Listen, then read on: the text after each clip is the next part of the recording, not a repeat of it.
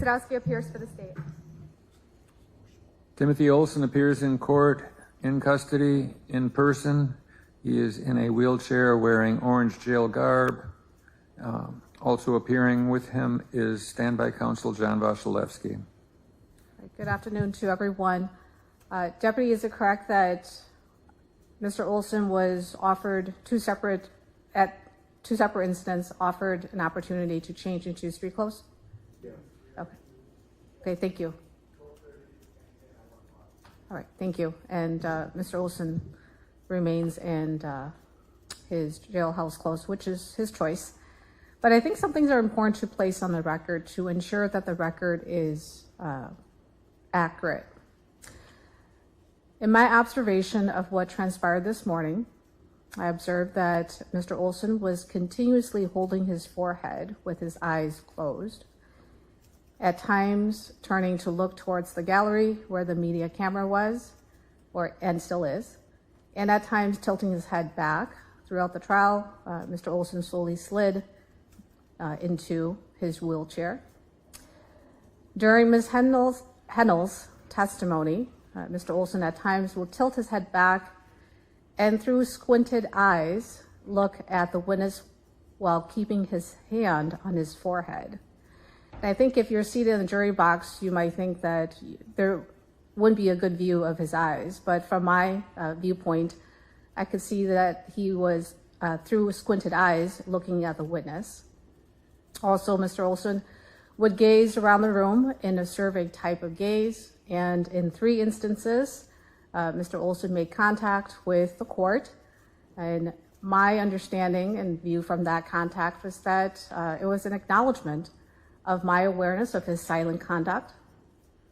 Several times, Mr. Olson would gaze toward the gallery and then look back and tilt his head, and he did so for a prolonged period of time, which resulted in his removal. And this all occurred during Ms. Hanel's testimony. Before Mr. Olson was ultimately removed from the courtroom, he had removed his hand from his forehead while keeping his head tilted back. And from my viewpoint, it looked like he was attempting to control or restrict his breathing. Eventually, he started dry heaving, and the court then interrupted Ms. Hanel's testimony and called a recess. I note that because this is another attempt by Mr. Olson to delay this trial. This is Mr. Olson's dilatory behavior, and it increased during Ms. Hanel's testimony as it continued. As her testimony continued, his behavior escalated. Also, the court did observe that when Exhibit 8 was published, Mr. Olson did turn toward the TV near the gallery to view Exhibit 8 as well.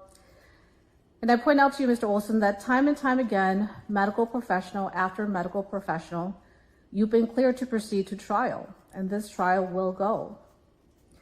Whether you engage in dilatory behavior or not, this trial will go. Obviously, if you engage in dilatory behavior, it will delay things a bit, but it will finish. And so I want to point out some things for you on the record to make it very clear that 1, you remaining in jail clothes, and 2, your theatrics in front of the jury may unfairly prejudice your defense. But there is very little control that the court can do aside from setting rules, which you're refusing to follow at this point, and for the court to remind you to be mindful of the possibility of unfair prejudice due to your own behavior.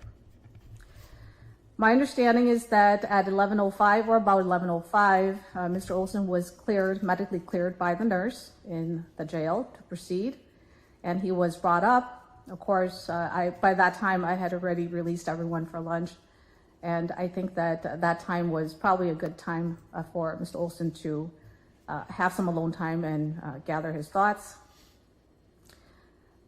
I understand that Mr. Olson was seen by the nurse and cleared, and that he was observed to engage appropriately and respond appropriately to the nurse when he was being evaluated. Eventually, as I stated, the nurse cleared him and gave him a stern warning to not engage in his shenanigans. He was taken down to the nurse in his wheelchair and then brought back up in his wheelchair, and he remains in his wheelchair. During that transport, Mr. Olson engaged appropriately with the deputies and was vocal. He was able to express himself. And once put in the bullpen, he was provided with food and 2 milk cartons. I'm assuming that Mr. Olson then had his lunch. Is that correct, deputies? Okay, so there's food provided for him along with beverage. Okay, all that is noted for the record. And Mr. Olson, I'm warning you that you shall not engage in such theatrics. If for some reason you do want to get my attention, you can simply indicate to the court by saying, "Judge, getting my attention," and at that point I will remove the jury and then inquire with you as to what your request is. If it's during the course of examination, wait until your turn to ask for questions, which I have done so with all these witnesses by inquiring with you if you have questions or if you want to cross-examine. But that is the procedure I intend to follow, and I expect that you will also follow that. At this time, is there anything else for the record from state? Just briefly, Your Honor, these disruptions could also result in his forfeiture of representing himself. And I know you've laid out the rules. This isn't I don't know what to call this lack of participation, but the communicating effectively with deputies when he leaves, refusing to communicate, these obstructionist behavior. In Wisconsin, an unruly defendant may and should be forewarned that dilatory or obstructive behavior can affect a waiver of his pro se rights. This is also United States v. Brock 159 F3D 1077. It's a federal court ruling, as well as Faretta, F-A-R-E-T-T-A v. California, which notes that a trial judge may terminate self-representation by a defendant who deliberately engages in serious and obstructionist misconduct. That site is 422 U.S. 806 from 1975. I think that these delay tactics could borderline on obstructionist, and I understand that we're moving forward, and I don't want to put necessarily Attorney Wojciechowski in that type of situation to jump in, but it's very important that the state keep moving forward. We have waited, we have witnesses here, we have started this. I don't see this any difference that would happen either now or 6 months from now. I feel like the same tactics would be used. So I just want to put that out there as a reference for Your Honor in case this continues further.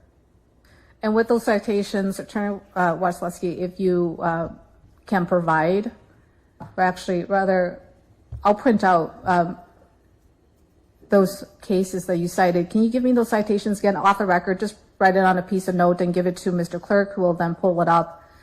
And then that will be provided to Attorney Wojciechowski, who then will have it accessible to and at defense table, and should Mr. Olson want to go through those cases and wants to talk to Attorney Wojciechowski, he is accessible to Mr. Olson along with those printed cases. So I'll have those cases printed. But even before those cases that were cited by the state, Mr. Olson, you're made aware of, you're given notice, you're given an opportunity to be heard, and I discuss in great detail the rules of decorum and contempt warnings. With respect to you failing to respond, refusing to respond to the court, that would be a direct violation of paragraph 10, answer questions as asked or instructed by the court. You refuse to do that. So there's one violation right there already. As a reminder from yesterday, on six occasions or 6 times, you interrupted me when I was in the middle of discussing certain matters on the record. And you were reminded that that behavior is not acceptable and would run afoul of the court's rules of decorum. Yet again today, you have violated paragraph 10, failing to answer and refusing to answer questions of the court. Now, I remind you again that there are consequences to violations under the court's rules of decorum, and I'm keeping note and I'm keeping track of these violations. I remind you that there is the notice of graduated consequences we went over, and I made sure that you were aware of that and that you've received an opportunity to be heard on that. And also, of course, under the consequences of violation, there is the potential removal, and you are fully well aware of that. And today, the state cites to case law in support of what the court had laid out way before this trial even started. Okay, so I think that's enough for the record. We can now, it's 1:18, so we spent 18 minutes on the record, putting all those things on the record. Let's see if the jury's ready, and if they're ready, we should bring them in. Meanwhile, as soon as the citation's provided to the clerks, let me know. I'll print it out from Westlaw.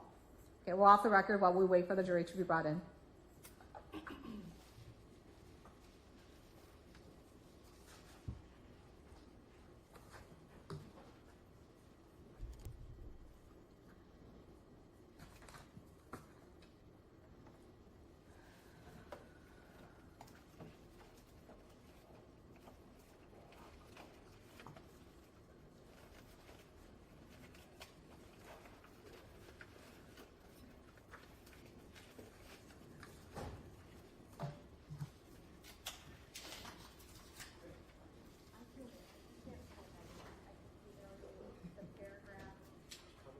Thanks.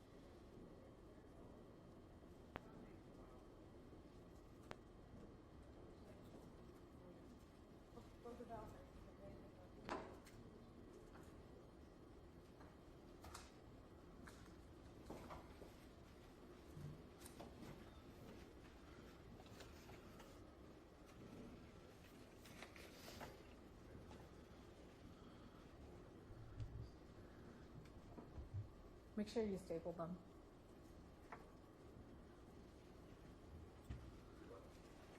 Yes, because there are different cases, so we're ready.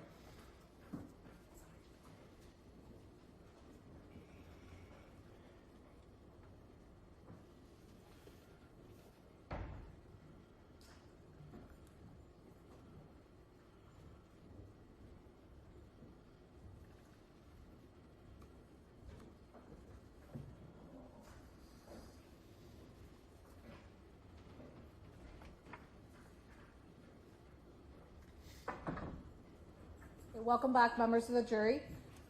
As you may recall, before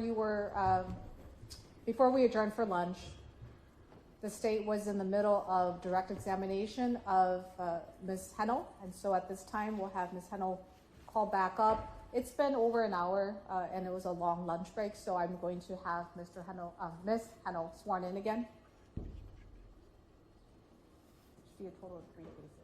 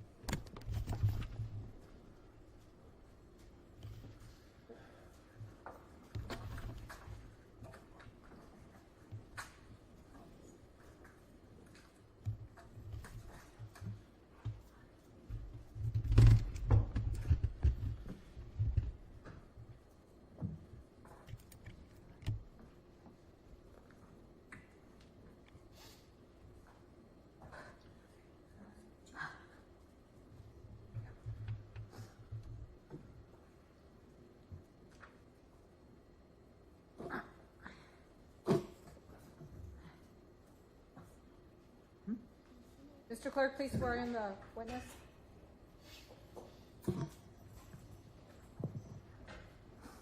Stand and raise your right hand. Ms. Hanel, can you stand and raise your right hand? We're going to have you sworn in again. Okay. Do you solemnly swear to tell the truth, the whole truth, and nothing but the truth, so help you God? I do. Please proceed, state. Ms. Hanel, we were talking about and just to reflect everyone's recollection, we were talking about the end of that evening. Is that correct? Is that what you remember? I'm sorry, what? We were in the middle of testimony, and we were talking about 7 o'clock in the morning or when you flagged down help. Yes. Yes. So you stated that you flagged down one person, they drove away, and then you flagged down a second individual and they helped. Yes. Yes. Okay, I just want to circle back on a couple of things. Throughout that evening, do you remember if you were on main roads or side roads or a combination? Well, I would say we were on a lot of side roads. We were on some main roads, but not most of the time. Most of the time it was side roads. Were they familiar surroundings to you? Well, the side roads were not familiar to me, because by that time it was dark, and I don't know which side of town we were on. Could have been the east side, could have been the north side. Yeah, all the side roads look the same. And were you ever physically touched by Mr. Olson during that time frame? No, I would say no, other than the fact that he tried to shove the liquor into my mouth. Was it only that one bottle, or were there other bottles as well? Yeah, that I don't know. Just can't remember that? Well, I remember the bottles. I can't say if it was the same, or a different one. Because this was all night long, correct? Yes. Was it dark out? Is that safe to assume? Well, it didn't get dark out till maybe, I don't know, 6 o'clock or so. When he got into my car, it was 3 o'clock. It was light out then. Good. And I'm just going to have the deputy show you a few photos right now. Okay.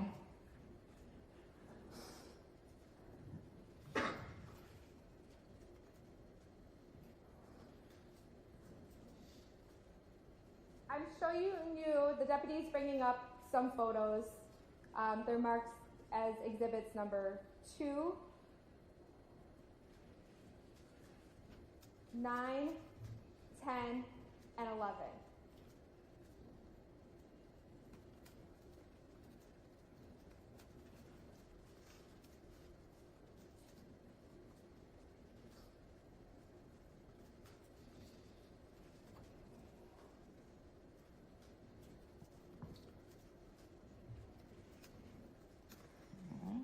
And Ms. Hanel, we'll talk about them in order. So exhibit number 2, do you recognize anyone in that photo? Well, yeah, I recognize me. Me. That's and me. Do you recognize the vehicle in that photo? Yes, Yes. Whose vehicle is that? it's mine. And was that the vehicle that you were in that evening? Yes. Yes. I'd ask that exhibit number 2 be moved into evidence. Any objection? Hearing none, received. And then exhibits number 9, 10, and 11. Okay. Do those items look familiar?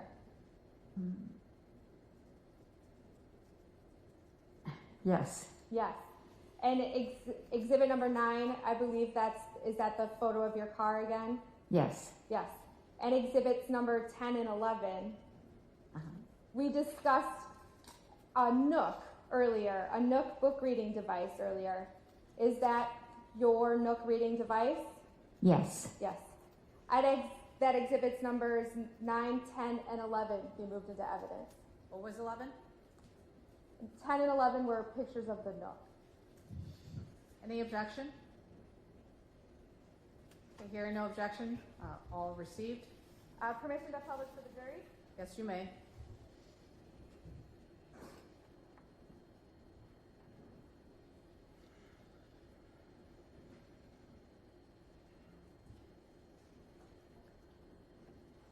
And this is what we discussed as exhibit number 2, correct?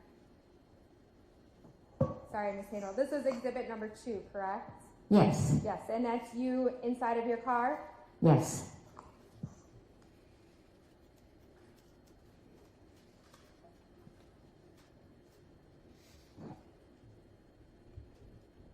And this was exhibit number 9. Yes. What vehicle is that? That's mine.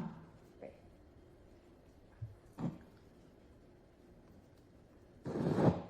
This is exhibit number 10. What is this? That's my Nook. Nook.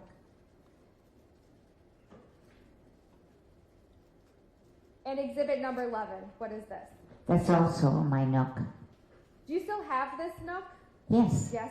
Did you get it back from after the investigation? Yes. Okay. Now, Ms. Hanel, did you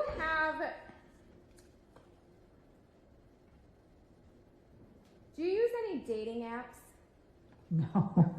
Do you even know what I talk about when I say dating apps? Oh, sure. Sure, but you don't have any? No. No, have you ever used them? No. No. I know you said your husband passed away, and I'm very sorry about that. Thank you. Have you had relationships since your husband passed away? No. No. Do you try to go out to local establishments to meet other men? No. No.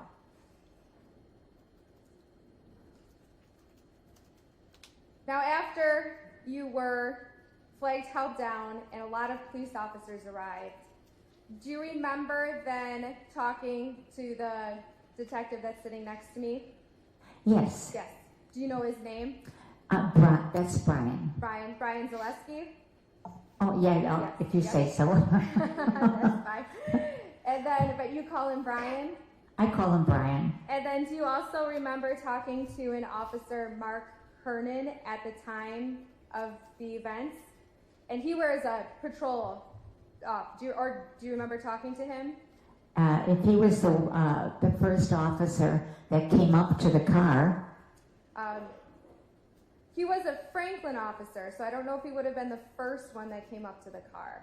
well, then I can't honestly say which one. That's okay, because Yeah. all the police officers wear uniforms, right? Yes. And you were in distress Yes. at that time? Yes. Okay. I'm going to show you what has been marked as exhibits numbers 3, 4, and 5.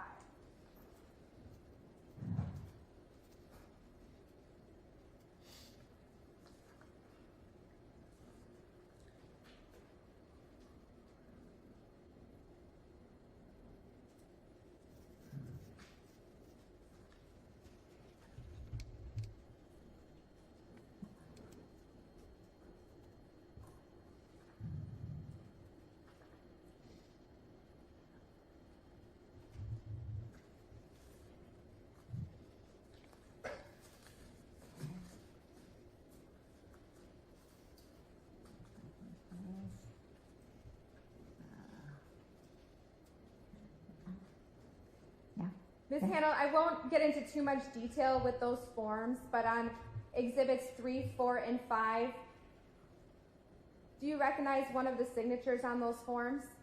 Do I recognize what? One of the signatures on those forms? Yes. Yes.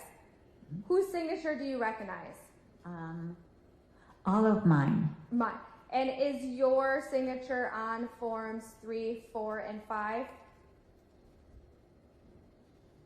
Yes. Also, okay, thank you.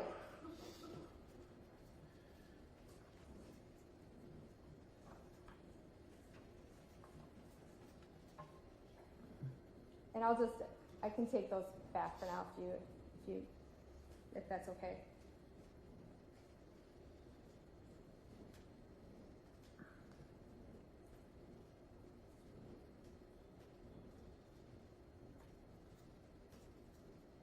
Ms. Hanel, do you remember how long you were at the scene of before you were able to leave?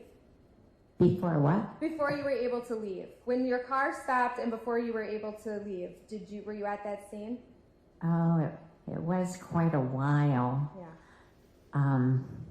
It's hard for me to say. A couple of hours. For a long time, right? Oh, yeah. Yeah.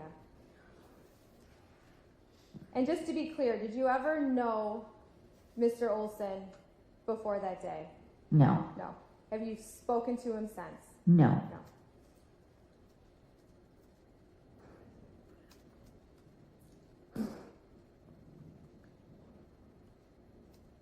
Thank you, Ms. Hanel. I have no further questions. What's it? I have no further questions. Thank you. Okay. Okay, Cross? Mr. Olson, do you have any questions you'd like to ask? Okay, hearing no response. Thank you, ma'am, for your testimony. You may step down. Okay.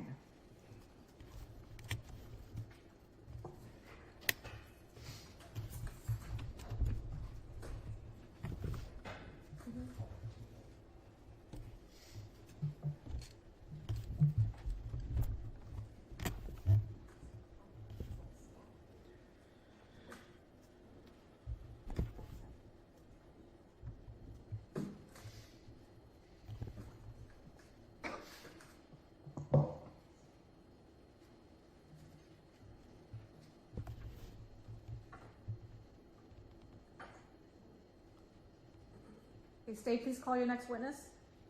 This is State would call Officer Nimesh.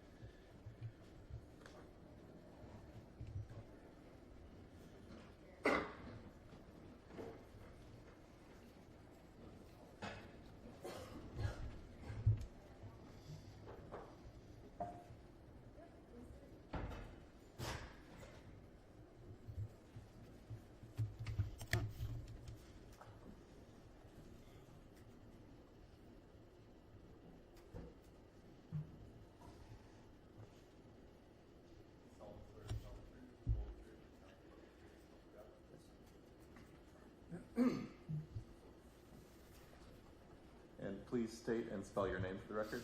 First name is Andriy, A-N-D-R-I-Y. Last name is Nemesh, N-E-M-E-S-H. Thank you. Officer Nimesh, how are you employed?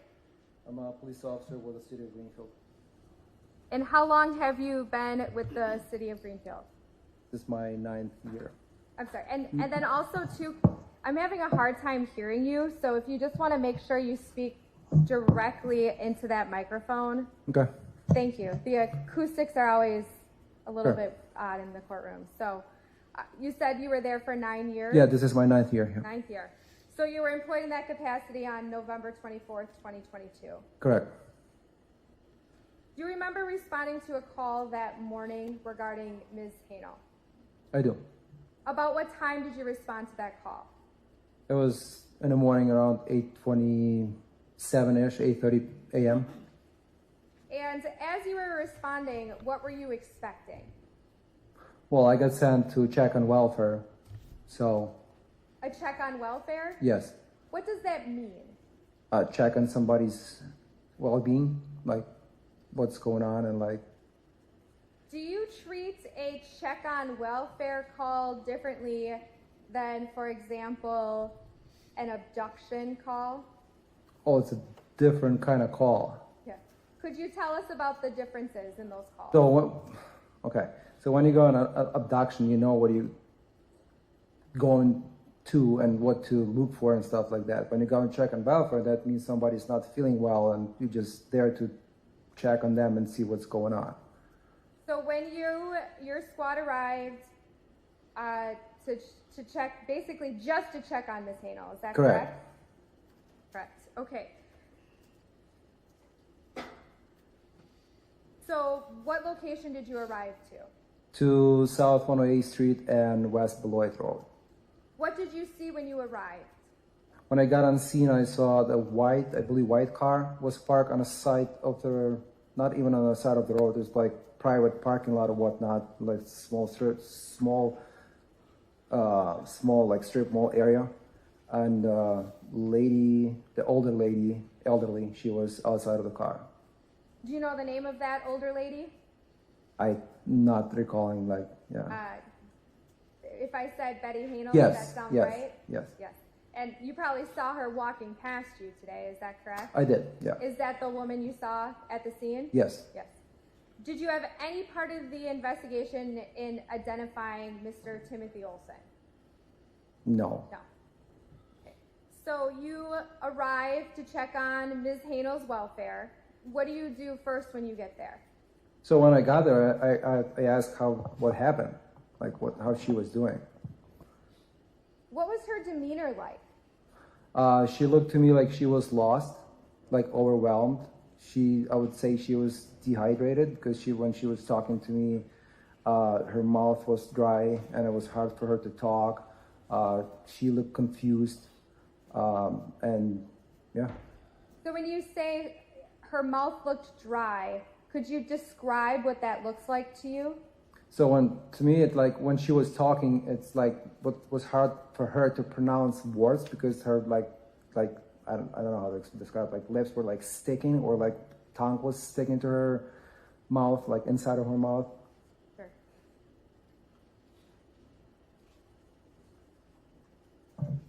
What did you do once you arrived and you started talking to Ms. Hanel about what happened? So I talked to her for a little bit, and then just to make sure that she's okay, I requested a Greenfield Fire Department to come and check her out. And the Greenfield Fire Department did come, correct? Yes. Yes. Did they give you any diagnosis at that time? They did not. They did not. Did you wear body camera when you were Yes. going to this welfare check? Yep. Yes. Was this body camera operational? Yes. Is it standard to turn on a body camera for a welfare check? So usually how our body cameras work, when we arrive on like whatever call it is, and we activating our like squad lights, the body camera is synced with the squad camera and it will turn on automatically. So, and I did turn on my squad lights because I was parked the way that my back of my squad was sticking out a little bit on a solid 108th Street, and then I just activated my lights. So your body camera went on because your squad lights went on because of how you were parked? Yes. Not necessarily because of the urgency with which you went to the scene? No. No. Okay. 1 second.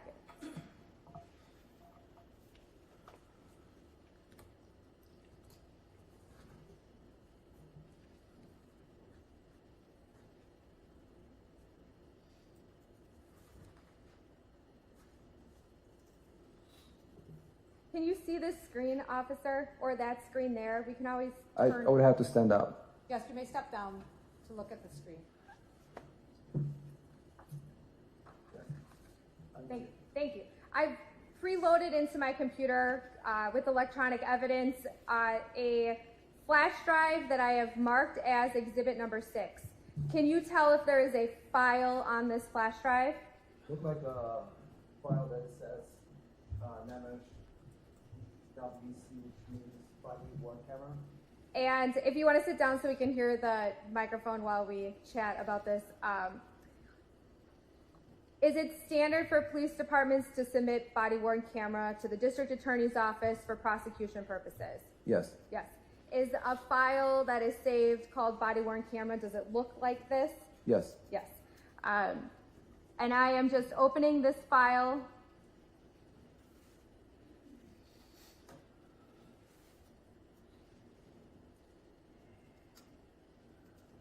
And I started at the beginning. It is paused at 1 second. Did you see a name flash up on the screen as it was playing? What name was that? Just recently? Yes, I think it was my name. your name. I know you can't see much, but do you recognize this file? Yeah. Yes. Could you tell us what this is? This is a seatbelt. This So- is a seatbelt? Yeah. So usually when, like, because the way my body camera is positioned, you can see it. It's like when I have seatbelt on, it will be like the lens will be covered with the seatbelt. So, and then you'll probably see in a second or few seconds that I took my seatbelt off, and that's when you will see the scene. Yeah. So because you've reviewed your body camera, you know this is your body camera and your seatbelt. Is that correct? Yes. Okay. I'd ask that exhibit number 6 be moved into evidence. Any objection? Okay, hearing none, received.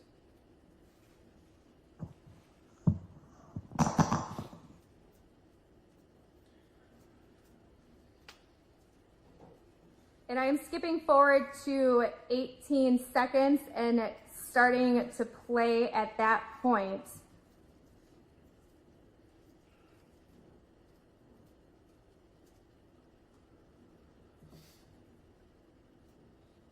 And I am pausing briefly at 28 seconds. Officer Namesh, do you recognize, is this your squad that you were using that day? Yes. Yes. And I didn't hear any sound. Is there sound with this body camera? Yes, but usually why I did not hear any sound from the beginning, because when we're turning on, it's like 30 seconds delay. So when I turn on, it'll be like 30 seconds delay, and then you will have a sound. Okay. So that's why, so it basically it will go back. That's why you saw my seatbelt on the screen. Great, thank you. I'm pressing play again at 28 seconds.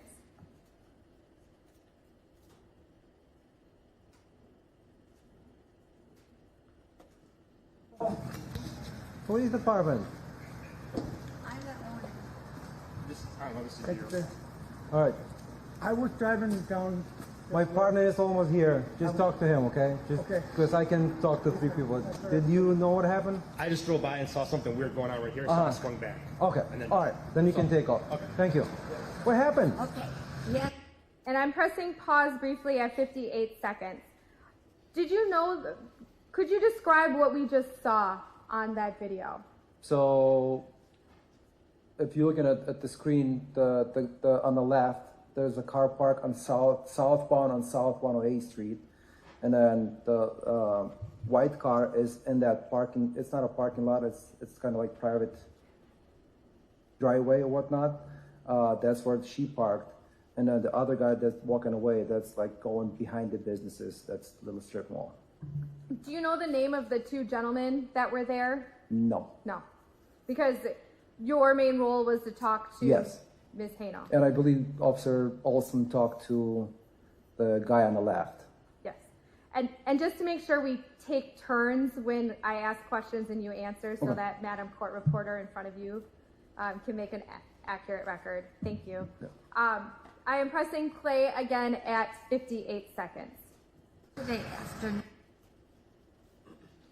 Casa de Giorgio's. Casa de the Giorgio's. restaurant. It's downtown? Rawson. Oh, yeah, on 5th, Okay. like by the Okay, Aurora. I just stopped in, had a quick glass of wine. Mm-hmm. And so this guy at the bar, he started chatting with me. Saw Okay. nothing of it. Mhm. And so I left. Sure. When I walked out, he pulled the passenger door open and got in and had a gun.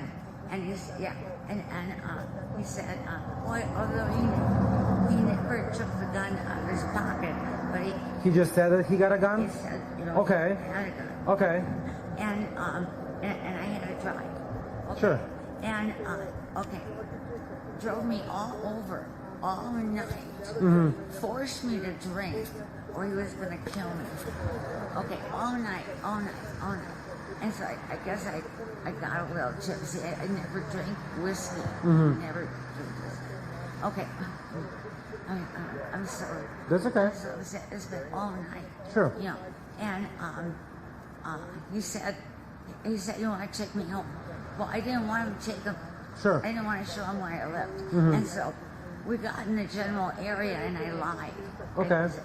And then he said, no, and of course my mistake was there were cars in the driveway. And he told me no. I said, kept going all night he drove. Sometimes I fell asleep. And then a morning he was driving around some more and he wanted my PIN number, but I don't have a PIN number. And, okay. And so I drove. PIN number for what? For a bank. Okay. You know, a debit card. But I don't have a debit card. And so he took all the money I had, was maybe about $50. He bought some whiskey. Do you want to sit down? I could. Yeah, just sit down. Sit down in the car. Okay. Yep. Can I go in the front? Yeah, you can go in the front. Let me just shut off the car. You can sit down. We have ambulance spawn here, okay? To just check you out. Yeah. Okay. I'm sorry. Where is he now? Well, he dropped me off here, took my purse, my cell phone, my charge card and all that, and he walked off that way. What did he look like? Well, he was not totally Hispanic. Let me think. No, it says his name was Mario, but that was about it. Tall, crew cut shape, you know. Sometimes he wore sunglasses, sometimes he didn't. And can I? Yeah, you can sit down. Oh, Jesus Christ.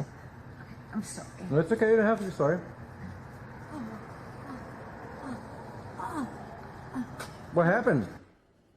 I'm stopping at 4 minutes because what are we seeing now at the body cam? hands. Your hands, right? There were some noises in the background. What were those noises?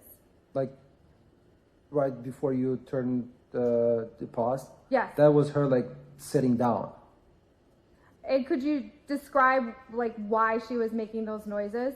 It appears to me that it was hard for her to sit down. Like she's elderly and like she was going backward into her car, and that was hard for her like to get like situated or what. Yeah, and I saw you put your hands to the side and kind of wiggle a little bit down. And that's the action that she took? Most likely, yeah. Yes. And what did you think of what she was telling you at the time? Well, at first, my first thoughts were, I'm dealing with elderly lady. She's talking about a lot of nonsense. She might have dementia or something like that. That was my first initial thought. I was like, something is weird here. And by the end of the investigation, what did you think? Well, she was consistent with the story. Like that was like, to me, it's like, okay, something is going on here. Because she's telling the same thing, like consistently, like with all the details and stuff like that. I was like, that's probably happened, like really happened. And that at that time, and I think even before that, I asked, because Casa di Giorgio is in the Franklin, so that's why I asked for Franklin squads to respond to our location because incident happened in Franklin. Because your job as a police officer is to investigate, right? Yes. Yes, not really judge one way or the other, but just to do the investigation. Yes. So then you ask Franklin police officers to come in to look at Casa di Giorgio. Correct. So at some point, did this change from a welfare check to something is going on? Yes. Yes. Okay, I'm going to hit play again at 4 minutes where I stopped. Oh, I'm sorry. So we have the fire department coming just to check you out if you need it. No, I don't. No. Well, they're gonna check you out just in case to make sure that 74 dispatch. Can you contact Franklin and see if they had any complaints yesterday at Casa di Giorgio Italian restaurant on Robson involving this female?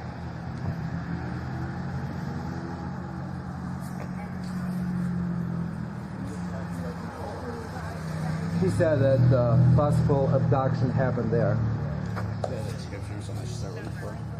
She said Hispanic male, taller, goes by name Mario. He walked that way. So Here he walked that way, like through the parking lot, like from the behind the building. I didn't get the descriptions on the clothes. My partner. and then we'll come back and talk with you, okay? Okay. Just a little confused. What Yeah. it sounds like. Well, she says she haven't been asleep through the whole night, Okay. so that might be the Maybe tired. tired, confused, Are you on whatever. any medication? No. Okay. Do you live with anyone? No, I live just the street. Okay, yeah, but do you live with anyone there? Okay, just yourself. All right. Okay. You guys have an ID or? No. Well, no, he took my driver's license and my driver's car. Yeah, move her to the main, just check her out. Yeah, do you want to come in our ambulance real quick? We'll check you out in there. Is that okay? Are you okay walking? So she said conference. I'm pausing again at 5 minutes and 52 seconds. Your hand came back towards your body. What did you do there? And I even said it's conference. So usually when we have to talk between officers, we're muting the body camera. Did you ever turn back on the audio for your body camera? I probably forgot. You forgot. And is that something, it doesn't turn back on automatically? No. Okay. So there's no audio for the rest of this body camera, is I that? believe so. Okay. I'm going to move forward then to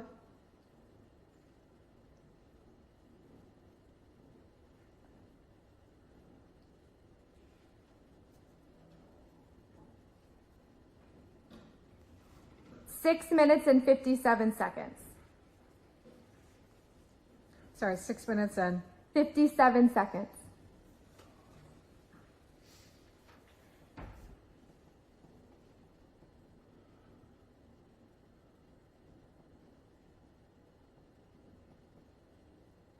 While we're looking at this, what's going on here?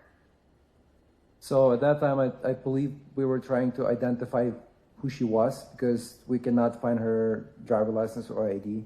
So we were looking for her identification.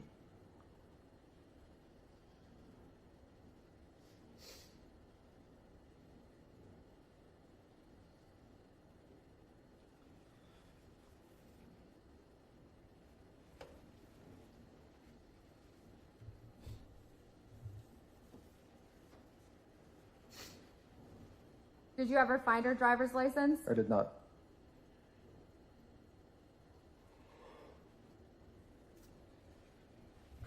I'm stopping at 7 minutes and 54 seconds.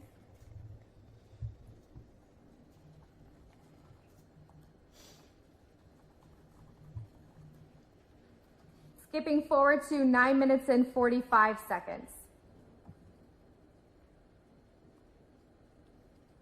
I'm sorry, that timestamp again is? 9 minutes and 45 seconds. Officer Nemish, what are you doing during this portion of the video? I'm searching the car. I'm probably still looking for identification. Just a question. She said she was abducted. I don't notice gloves on your hands. Could you talk to us about why that is? So at that time, I was still probably thinking that she's had dementia and making stuff up, because when she came back from ambulance and Franklin officers arrived and we kind of discussed what we had, then at that point I probably realized it was abduction, like real abduction. But at this point I'm still working on her identification. I did not believe that's her socks. Did not believe that I was involved in anything. I paused at 10:40 and I'm backing up to 10 minutes and 33 seconds because I think you said something in the middle of your sentence. At 10 minutes and 33 seconds, what are you pulling up there? That was her socks. So I paused at 10 minutes and 36 seconds. Why is that important? So I believe when I got on scene, she did not have her sock on. And then when I found a sock, I was like, kind of like, why we have this sock here, not on your feet? So when you came, just how many socks was Ms. Hanel wearing when you arrived on scene? I believe it was one. One. Was she wearing shoes? I cannot recall. But just one sock? Yes. Okay. I'm pressing play again at 10 minutes and 36 seconds. Did you remove anything from the vehicle? I don't think so. No. Besides that purse or that wallet that we saw you going through, I don't right? think so. I'm not recalling, yeah. So did you put it back in the vehicle? If I took something like out, I put it back. Okay.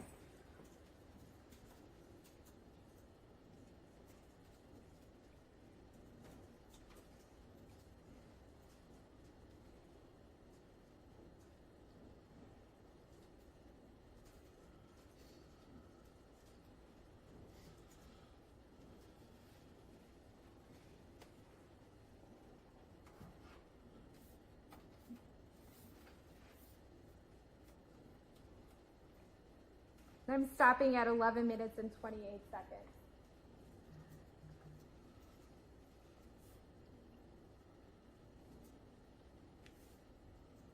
Again, what was the point of going through her vehicle? Just to find her identification. And then I'm skipping forward to 17 minutes and 8 seconds. What am I looking at here? This is front of the ambulance. And who is in this screenshot? That's two Greenfield firefighters or paramedics and Officer Olson and a victim, lady. And I'm pressing play at 17 minutes and 8 seconds.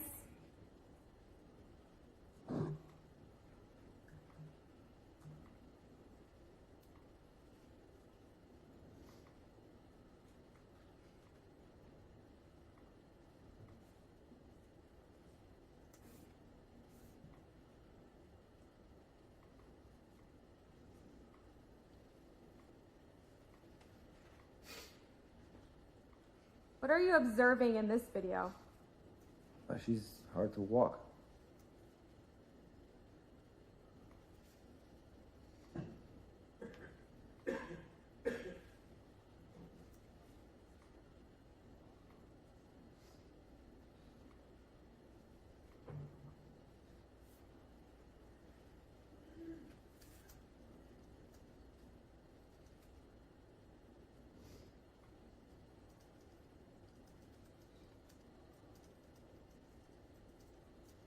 And I'm stopping at 18 minutes and 9 seconds. How long were you on scene for this investigation? I cannot recall. I think at least an hour. And how did you end up leaving the scene, and how did that happen? So I believe Franklin officers arrived on scene, and that's when the scene was turned over to them. And then you just left? Yes. Yes. No further questions. Thank you. Cross? Mr. Olson, would you like to ask questions of the witness? Okay, hearing no response, I'll take that as a no. Thank you, officer. You may step down. State, please call your next witness. Yes, the state calls Robert Hanel.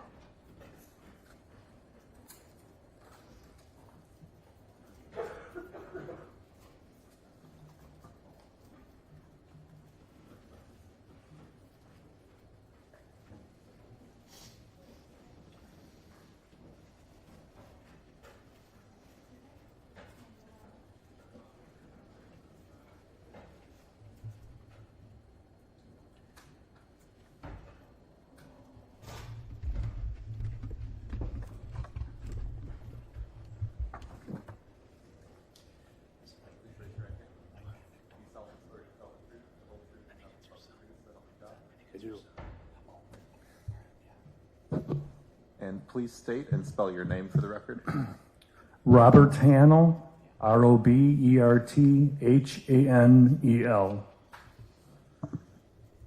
Thank you.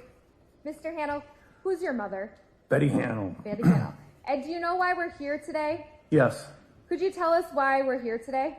we are here today because on, I don't remember the exact, it was Wednesday, the day before Thanksgiving, November 2022, she left a restaurant in Franklin, Casa de Giorgio, after she was there and spent some time there and left. And when she was going to her car, she was abducted and driven around the city of Milwaukee for 15, 16 hours. When did you first find out about this abduction? It was Thursday, Thanksgiving morning. And how were you informed that something may have happened to your mother? The Greenfield police was at my door at about 8:45 in the morning. Yeah. And why were they there? They were there because they had to inform me about my mother being abducted and left at around, it was a Highway 100 in Beloit. It's a plaza, like a strip mall plaza. She was left and, just left there, and she had to flag someone down to get help, and then police came, and then they came to inform me. What did you do once you were informed? Well, I probably can't say it out loud, but I had to get ready and, drive over there to the scene. Does your mom live on her own? Yes, she does. She does. And she did back in 2022? Yes. Yes. Do you see her on a daily basis? Yes. Yeah. And what type of health is she in, generally? She's in good health. Good health. And fairly able to recall events, and you don't worry about her on a She's extremely sharp. Extremely sharp. When you arrived on scene, what observations did you make of your mom? Well, obviously she was upset, and she had to collect herself, and then she had, explained what happened. But obviously she was, had to collect herself and really, she's like, a lot happened in the last 15 hours driving around, with someone you don't know, and trying to force you to do things that you're not, you don't want to do. So very upset. She was upset. Was it difficult to see her that way? Yes. And then, additionally, too, were you aware if her credit card or bank cards were used?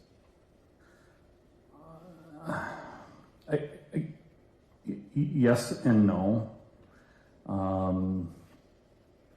Because that can be replaced. Sure. Yeah, but were you aware that they were used that evening? Yeah. Yes. She told me. And then, did you help her look into that as well? Yeah. Yes, but she's pretty self-reliant, and she took care of it all on her own. Okay. But I mean, I knew what was going on. Sure.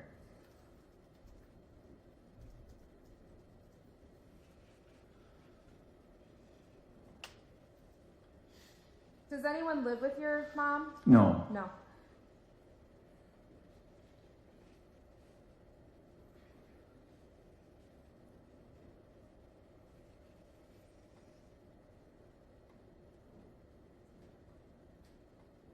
I have no further questions. Cross?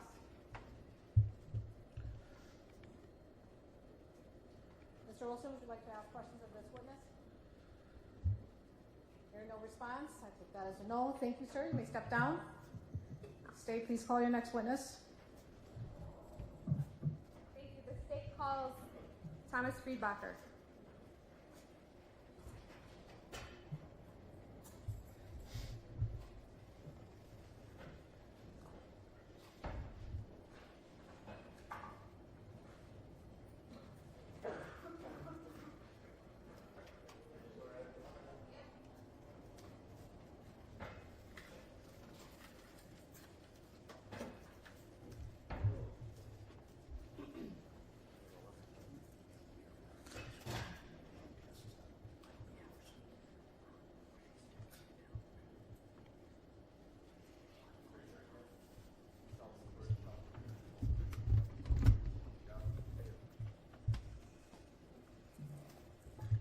please state and spell your name for the record?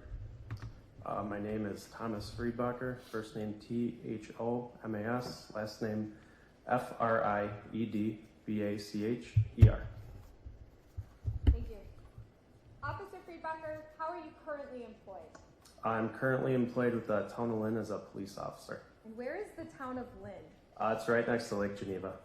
Thank you. How were you employed in November of 2022? I was employed with the City of Franklin Police Department as a police officer.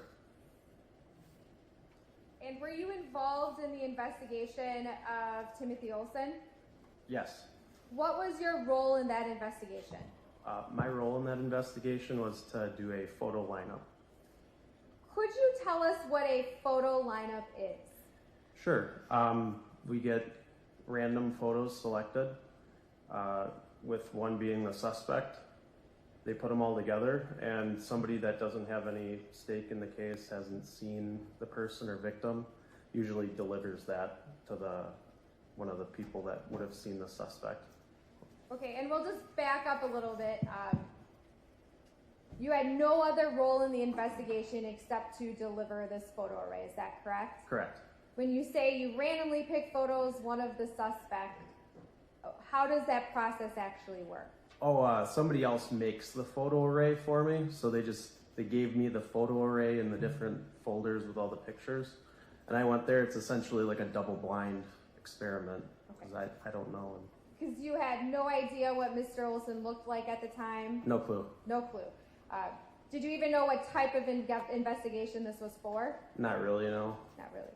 Okay, and then you said you put all the full pictures together, but that's not really what happens, right? That's not what happened. Somebody handed me the folders, and they're just all put together and said, deliver this photo array.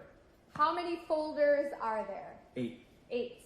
And are they like, and I'm holding up a pretty plain manila folder. Is this what you mean by folders? Yeah, manila folders, just like that. Manila folders. What is inside the manila folders? Photos of people.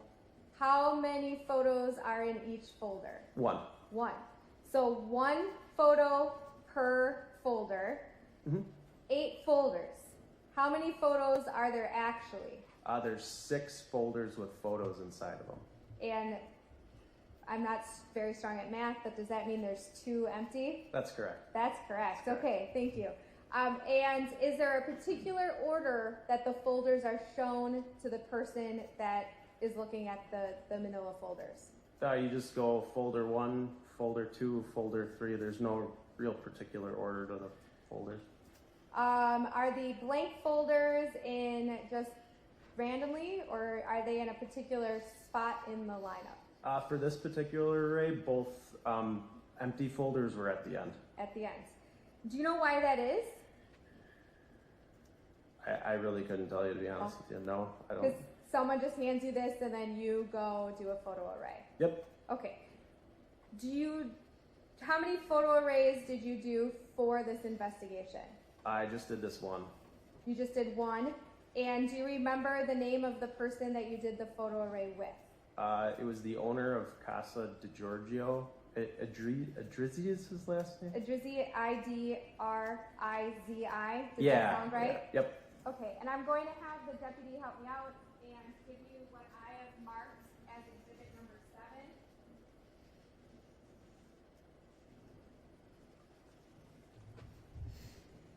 Deputy, there's several pages in there, so if you want to take them out.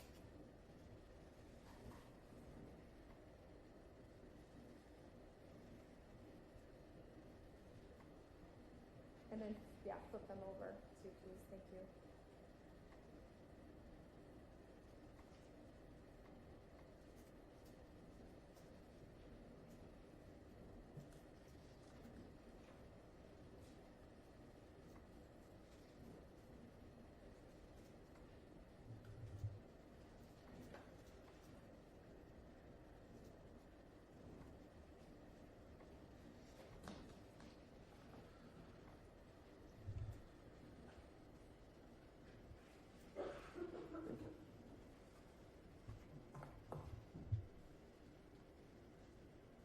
You're now holding exhibit number 7.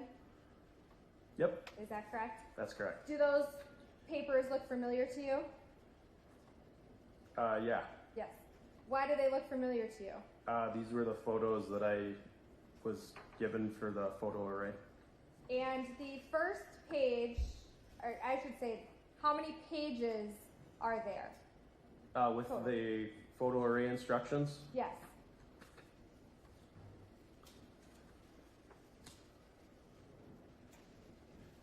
seven pages total. 7 pages. And page number 1 is what? The photo array instructions. And pages numbers 2 through 7 are what? The different photos used in the photo array. And what is the purpose of the photo instruction page? So it's given correctly to the person. So, sorry, I'll start over. The instruction page is given so I can read this verbatim while I'm doing the photo array, so it's done in the correct fashion. And did you read that page verbatim to Mr. Idrizzi? Yes. Yes.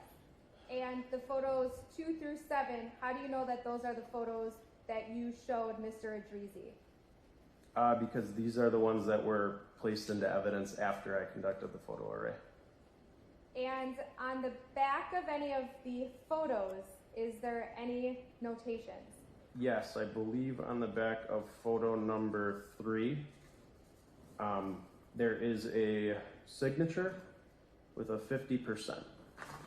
Okay. And why is there a signature on the back of that photo? When he selected the photo, I had him sign the back and then put how sure he was that this was the person. I'd ask that exhibit number 7, is that correct? Yep, number 7. I'd ask that exhibit number 7 be moved into evidence. Any objection? Hearing no response from defense, received. And permission to publish to the jury. It may.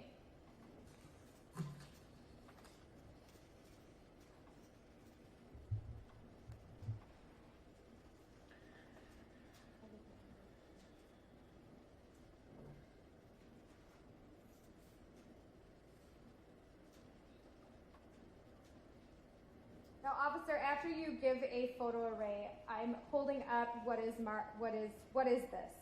That's an evidence bag. An evidence bag. So, for ease of matter, this evidence bag was pre-opened. Is this evidence bag typically what you put a photo array in after it's administered? Yeah. Yes. And what happens to that evidence bag? That evidence bag will get sealed. It's heat sealed on both sides. I initial all the seals, put the date on there, put it into a locked evidence locker, and then it goes into our sealed evidence room. Thank you. And I'm putting on the screen what was marked as exhibit number 7. Does that look familiar to you? Yes. Yes. Okay. And those are the instructions you read verbatim? Yep. Is that a yes? Yes. Sorry.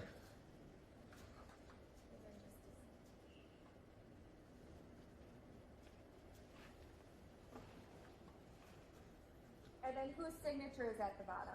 That's my signature. Thank you. And my badge number is next to it. And then I'm showing you the back of the photo that was signed. Does that look familiar to you? Yes. Yes. And who signed that back? The owner of Casa di Giorgio, Idrizzi. He signed the back and he put the percentage of how sure he was. And then this is the individual that he picked out at 50%. That was... Yes, that's Yes. correct. Okay. Do you know who this is? Yes. Who is this? That's Timothy Olson. Have you had any personal contact with Timothy Olson? No, No. not. He came back into our booking area after, and I saw him back there briefly, but Okay. I was just walking through. Did Mr. Idrizzi pick out anyone else during this photo array process? No, I believe he stated that his eyes were what gave Mr. Olson as the suspect.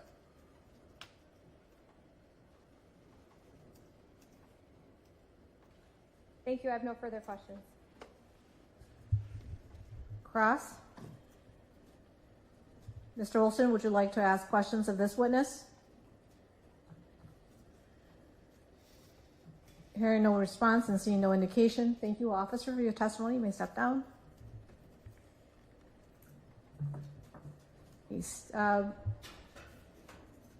State, are you ready to call your next witness? Otherwise, we could take a break at this point, too. I think the next one's fairly short, and it's the Okay. Rex Idrizzi. Sure, so then call your next witness. Yeah, the state calls Rex Idrizzi.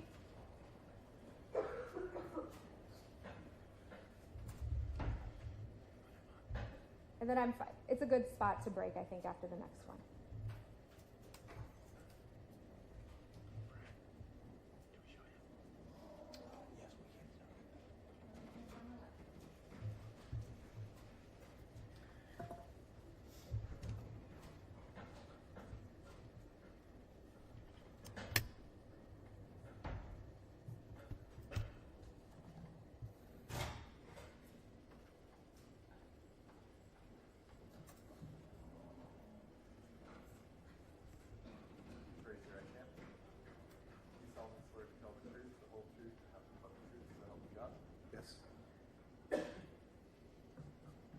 Yes, you may be seated and then state and spell your name into the record. Okay, my name is Rex, R-E-X. And the last name is Idrizzi, I-D-R-I-Z-I.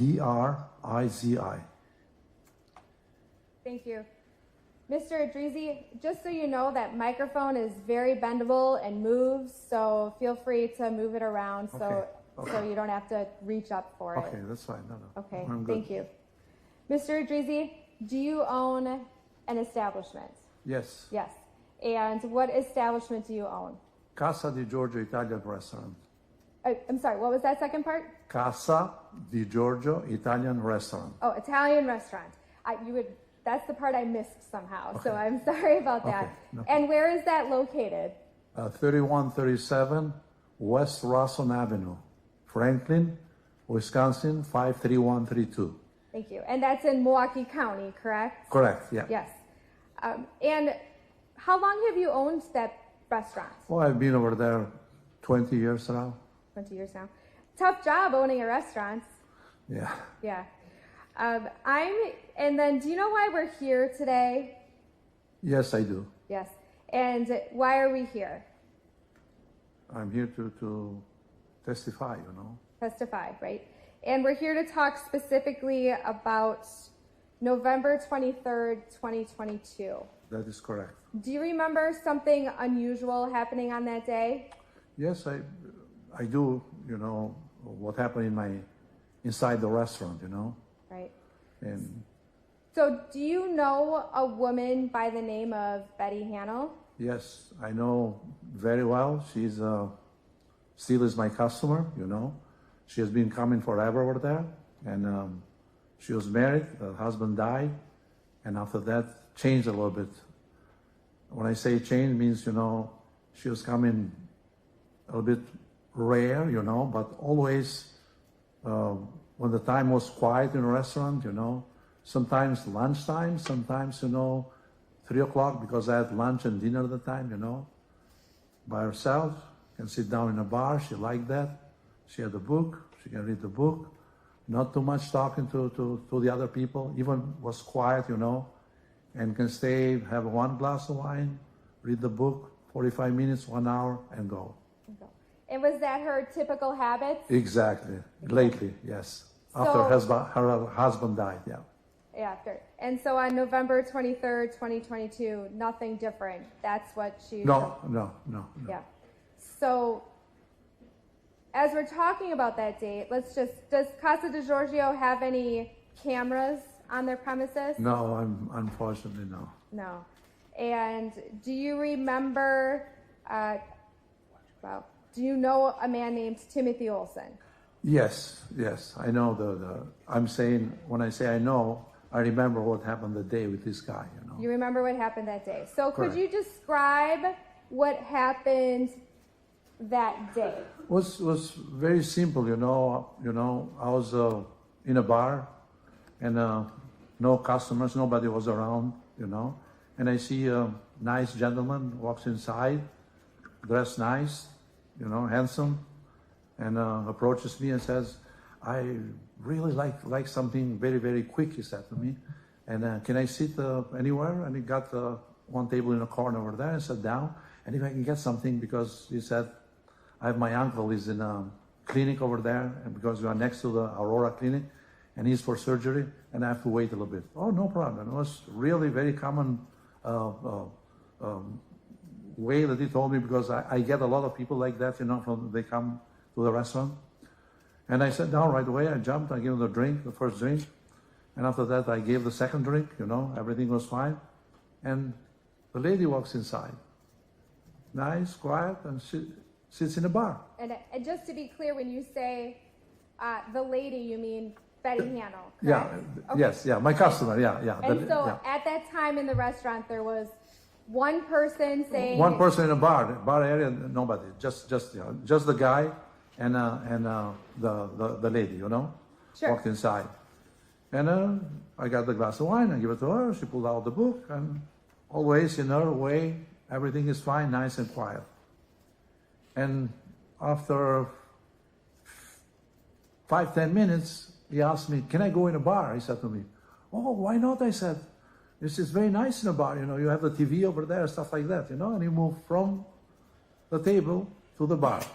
And it was like 3-4 yards, from not next to her, but because, just a little bit distant.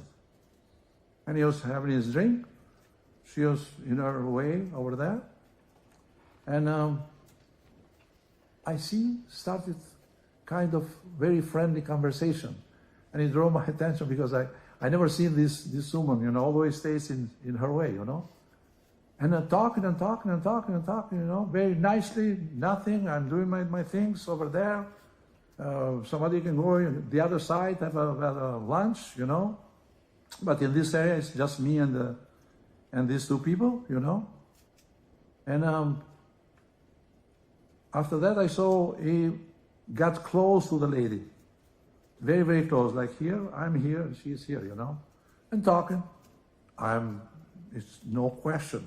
Everything is nice and polite, and, I'm not paying attention because I'm doing my work over there, cleaning and stuff like that. And I'm not exactly, but probably like maybe 45 minutes was this, 1 hour, And I see now she gets up, she paid, Rex, she said to me, I'd like to pay. She paid her bill, and then she's going, I'll see you next time. And the guy approached her, and they went together outside. And I didn't have any concern, but I looked like very nice gesture, that he's helping her outside. And that's it. And I'm waiting for the guy to come. There's no way. And I thought maybe something happened to the uncle. He got the phone call, my guess now, and went to the clinic, And I'm waiting around 6:30. Still, he never show up back, because he had had the bill to pay, And I said, didn't look to me, this. And after that, I closed the restaurant. He never showed back. And he never came back? No. Had you ever seen him before? No, that's the first time. No. That's the first time. Yeah. And you never saw him again? No, never seen. No. Never seen before, never saw again. Do you recognize him here in court today? I don't know where is he? No. Oh yeah. Okay. Yes. Yeah. I see it now. Yeah. Where is he seated and what is he wearing? Or is it here with the orange? Yeah. Yes. I recognize. Yeah. You pointed pretty much right in front of you, a little bit to your left, right? What was that? You pointed in front of you and a little bit to your left. Is that correct? Yeah. Yes. Yeah. May the record reflect identity of the defendant. Any objection? Okay, the record shall. And then I'm showing you what has previously been marked as exhibit number 7, or two pages of that.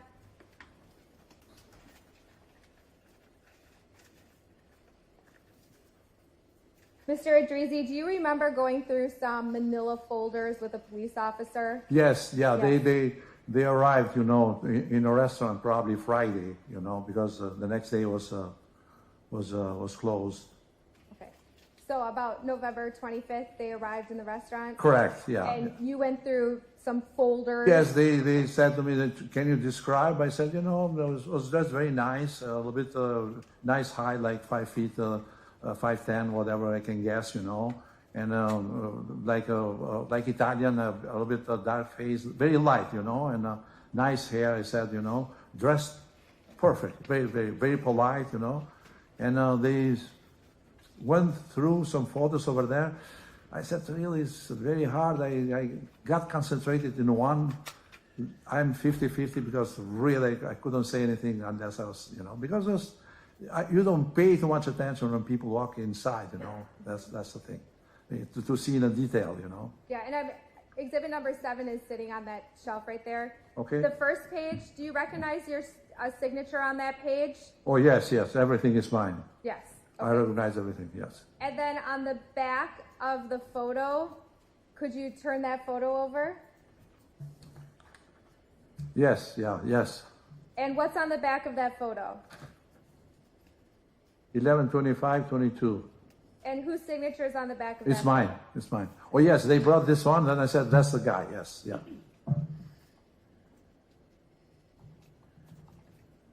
Thank you. I don't have any further questions. Thank you. Okay, Cross. Mr. Olson, would you like to ask questions of this witness? Hearing no response, I'll take that as a no. Thank you, sir. You may step down. Appreciate it. Thank you. And members of the jury, at this time, we're going to take a break. We've been going for a little over an hour.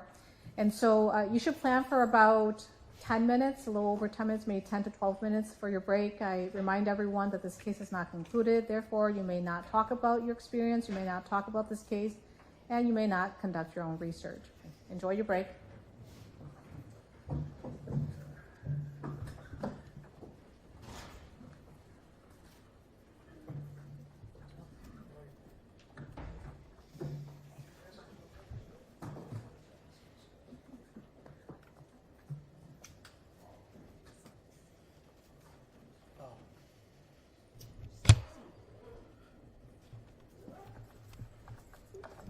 Last one, please close the door. Sure, or if I can look up in logs, the first Springfield cop's name, I missed it.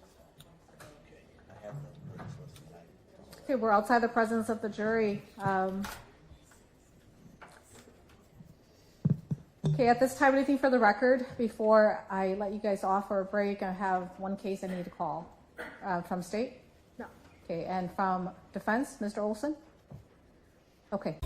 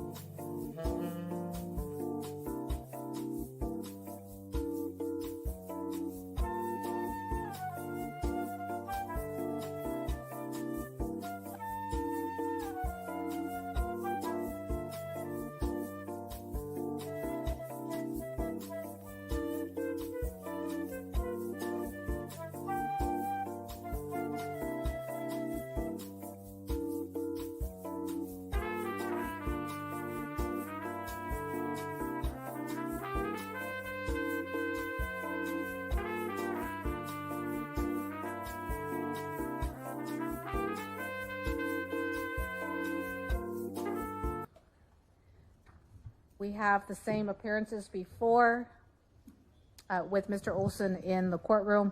Members of the jury, I'm just going to remind all of you that you are to turn off or silence your phones. And welcome back. Okay, as you may recall, we took a little break and the state had just finished with Mr. Idrizzi. And so state, please call your next witness. Yes, the state calls Officer Mark Hernan. Judge, my uncle's soul is here next to me. He's talking to me. Okay, Mr. Olson, the state is calling their witness. If it is a matter that requires my immediate attention, I will address it. But at this time, let's proceed with the trial with the state's next witness. We'll take a break in due time, and at that time, I can address any concerns or needs you may have.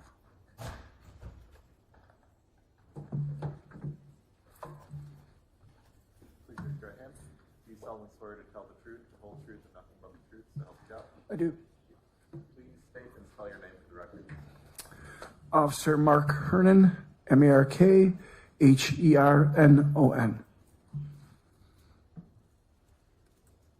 Thank you. Officer Hernan, how are you employed? With the City of Franklin Police Department. And how long have you been employed with Franklin? Roughly 25 and a half years. Long time. Yes. Getting close to retirement? Yes. Yes. Were you working on November 24th, 2022? Yes.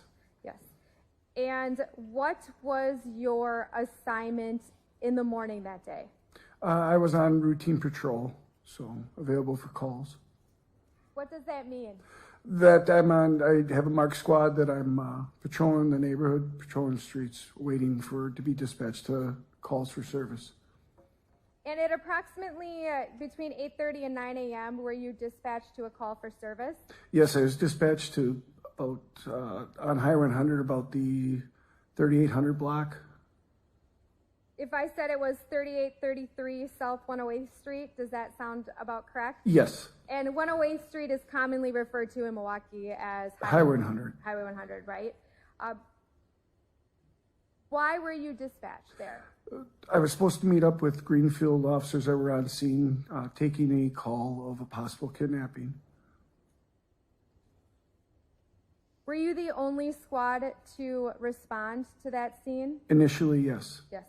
Were there any other jurisdictions that responded to that scene? Yes. Yes. What other jurisdictions responded to that I scene? believe it was City of Greenfield. Greenfield. So just Greenfield and Franklin? I believe so. And how many squads eventually responded? I'm not 100% sure. Like just two of you or? From Franklin, I believe there was approximately 2 or 3. 2 or 3. And then the 2 from Greenfield as well? Yes.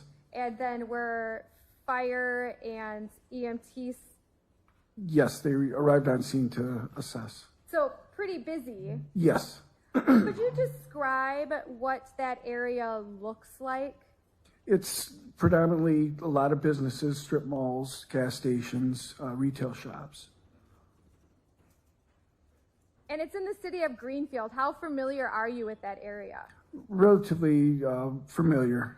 Okay, even because this is an obvious question, you work in the city of Franklin, but you're still familiar with that area? Yes, yes. Okay. Do you remember approximately what time you arrived? I want to say about 8:30, 8 o'clock, right around there. And if I told you your report says about 9 a.m., would that be correct? That's correct. That's correct? Okay. What did you do when you arrived? I met up with the officers, the Greenfield officers on scene, spoke with them. They brought me to where the victim was, Betty, and which she was located in the car after she was assessed by the fire department and released. And just a question, does the city of Franklin have body cameras? At that time, no. At that time, no. Do you have them now? Yes. Yes, but you did not have them in 2022? No, we did not. No. And just also to be clear, if this happened about 2.5 years ago, right? Yes, in Yes. 22.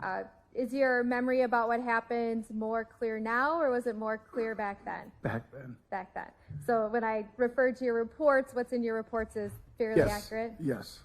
if I noticed a typo and in your reports you wrote 2023. Yes, yes. I'm sorry, you just said yes. Why are you just agreeing with me? I did see that when I reviewed the report that it said 2020 or 2023 instead of 22. Is that just as in the legal terms we call them Scrivener errors, but just a typo? Just a typo. How certain are you this was November 24th, 2022? 100%. 100%. Okay, thank you. When you arrived and you spoke to, did you ever speak to Betty Hanel? Yes. Yes. What were your observations of her appearance and demeanor? She looked extremely tired, disheveled, upset, like she was through an experience. And how many potential abductions have you investigated? Throughout my career, probably around 5. 5. And how clearly was Ms. Hanel able to recall her events? She recalled them quite well, in my opinion. For what she was through, she was up all night, only sleeping part of the time. And what time did she say this started? She said that right around 3 p.m. or 1500 hours, she went to Casa Giorgio for a glass of wine. And then do you know what time she arrived at that location on Highway 100? Approximately 8 o'clock or so, right around there. So after you made some observations of Betty, what did you do next? Just got the story from her on exactly what happened. If the person that she was with was still in the area and where he left or where he went or she went. What did she say about where this person went? She said from what she can remember that when he parked the vehicle, he got out of the driver's side door, threw the keys underneath the front seat and walked off westbound, but she didn't know where west. She just said west from the vehicle. Okay. Were you ever able to locate the keys to the vehicle? Yes, they were underneath the seat. Underneath what seat? The front seat, I'm sorry. And was this a vehicle that was a turnkey ignition, push button, something else? I don't recall. You don't recall.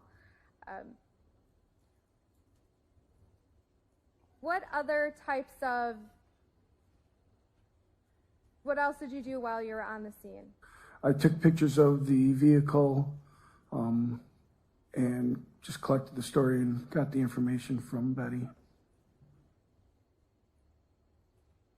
I'm going to show you what's been marked as exhibits numbers 12 through 19.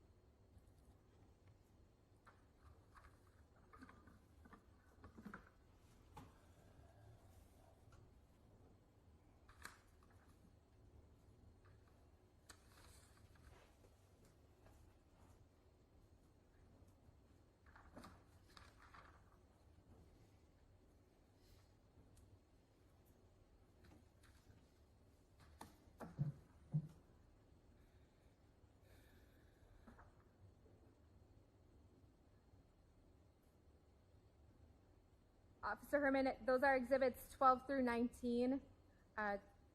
What are you looking at? I'm looking at Betty's vehicle, the Honda Accord, and the interior. And you're looking at photos of Betty's vehicle, yes. correct? Okay. Yes. And is that how it appeared on November 24th, 2022? Yes.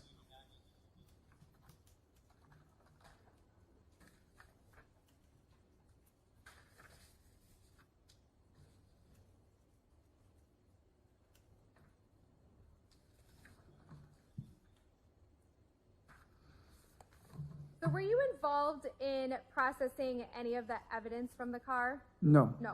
So why take photos at the time? To show how it was at the scene. That way it's taken, the pictures are taken of the interior of the vehicle before it's moved, before anything has a way of moving around if it's towed to the police department. We always want to take pictures of where everything was at that time. Because could you talk us through the process of something like the vehicle? What is the process to get that into evidence or get the items in it into evidence? Typically in this situation and situations like this, initial pictures are taken of the interior, exterior, and then we have a tow company tow it back to our police department into a secure bay where an evidence tech then processes the interior. I'd ask that exhibits 12 through 19 be moved into evidence. Any objection? Okay, hear no objection, received. No, and permission to publish. You may. Thank you.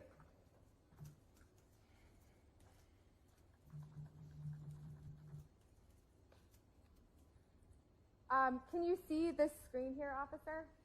Yes. Okay, I am first showing you what has been marked as exhibit number 12.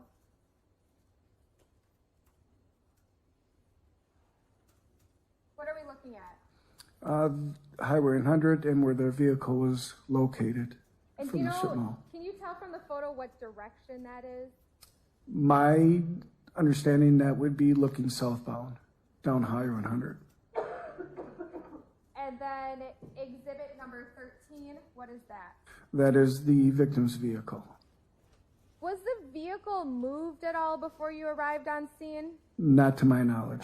So this is the location of the vehicle when you arrived on scene? Yes. Yes. And this is exhibit number 14. What is this? The rear end or the rear of the vehicle.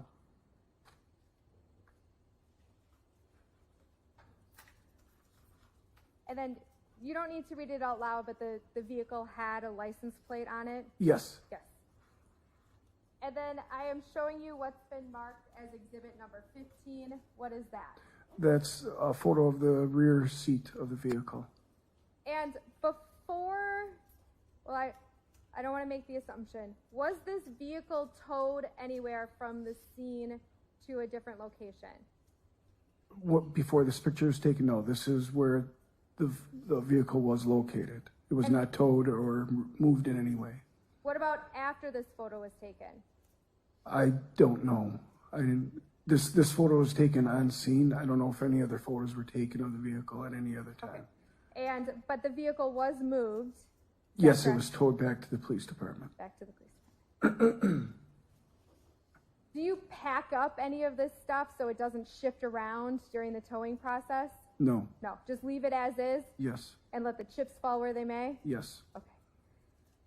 And this is exhibit number 16. What is this? The front driver's side seat of the vehicle. Exhibit number 17. The driver's side again with part of the passenger front seat. Exhibit number 18. And that would be the passenger seat, the front passenger seat. And then on this photo, exhibit number 18, in your conversations with Ms. Hanel, did you ever talk about liquids or anything she had to drink? Yes, she later told me that there was an orange bottle in the vehicle that the subject was drinking out of during the night that was not hers. That was not. So why is that important? With that information, I saw that an orange bottle was sitting in the front seat, took pictures of it to notify where it was at the time, that it was possibly included or it was possibly the subject's bottle. Thank you. And then exhibit number 19. Could you tell us about what you see in that photo? I remember taking that photo. It's like a hoodie or like a hat that was on the front passenger side of the vehicle. I know it's not pulled out. Could that possibly be a sock too? It could be. Yeah. When you're speaking to Ms. Hanel, did you notice anything about her clothing? No. No. Did you talk to Ms. Hanel about the use of a credit card? Yes. Yes. What did she say about that? She said that during the night, while she was being driven around, the subject that was driving the vehicle asked for her credit card and money to pay for gas. She gave him she didn't say if she gave him the credit card, but the credit card was used to purchase gas. Did she say she willingly gave that over? No, she did not willingly give it. Did you say she was forced to give that over? She did not give it over voluntarily. I didn't say if it was forced, but she made it clear that it was not voluntarily given to the subject. Stay, just watch the leading. Okay, thank you.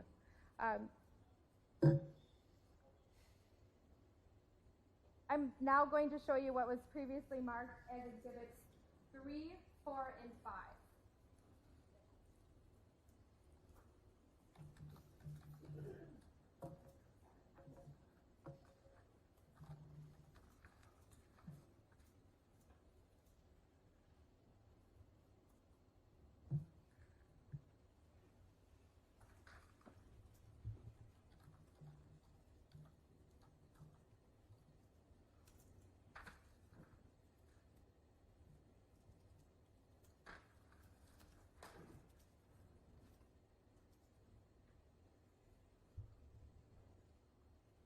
And so I'll ask you a question about all of them generally.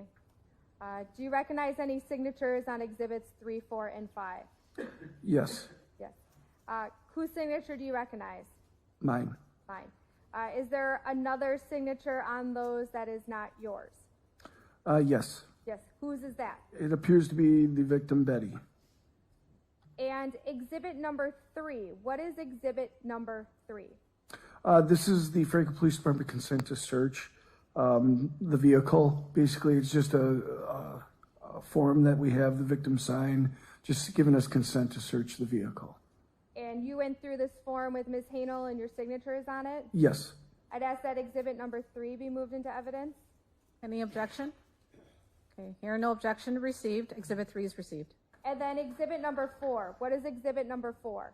It's the consent to search form for computers, cell phones, and electronic devices. And you also signed that form along with Ms. Hanel? Yes. Yes. I'd ask that exhibit number 4 be moved into evidence.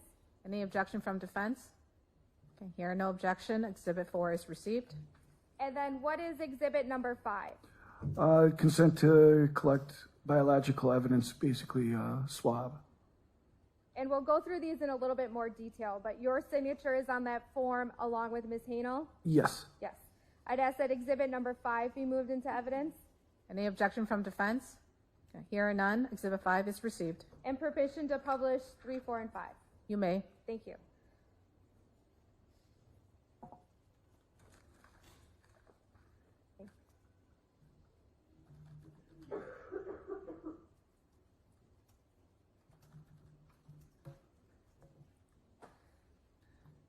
Now, Officer Herning, can you see the screen? And if you can't see this one, it was okay for prior witnesses to get up. I assume it would be okay for you to get up to talk about this. Yes, that's fine. Okay. Again, exhibit number 3, you're familiar with this form? Yes. Yes. Yes. And could you tell us about why this form is used and what you use this form for?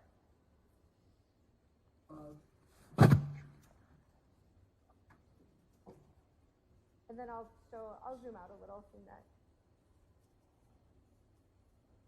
That form is for searching of a victim's vehicle or consent to search a vehicle.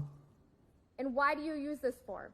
Just to document and make sure that we have the subject's signature that it's okay to search the vehicle, that they gave us consent. Did Ms. Hanel have any issues with you searching her vehicle? No. No. And then I'm showing you what we've talked about as exhibit number 4. What is this form? That's consent to search electronic device. She had an iPhone, so she gave us consent to download the contents and information off the phone. Did she have any issues or concerns about turning that over to you? No. No. How did you come in possession of the iPhone? The iPhone was, from what I can remember, was turned over to me by Greenfield because they located it on Highway 100 up the road. Or did they get it from someone? I do not know. Because you weren't involved in that, correct? No. No.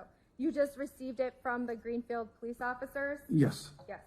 Do you remember which police officer turned it over to you? I do not recall. No. But you know that you received it? Yes.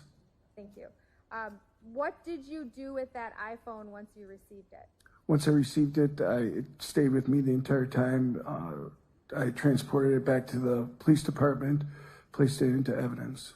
Did you manipulate it in any way? No. No. Did you delete anything? No. No. Add anything? No. No. Are iPhones stored in any particular way? They are stored in a bag, a protective bag. What's that bag called? I do not recall. But it's why in a protective bag? So it can't be remotely erased or broken into or hacked into. If I called you, that was called a Faraday bag. Does that ring a bell? Yes. Yes. Did you place the phone in the Faraday bag? Yes. Yes. And then you placed that phone on evidence? Yes.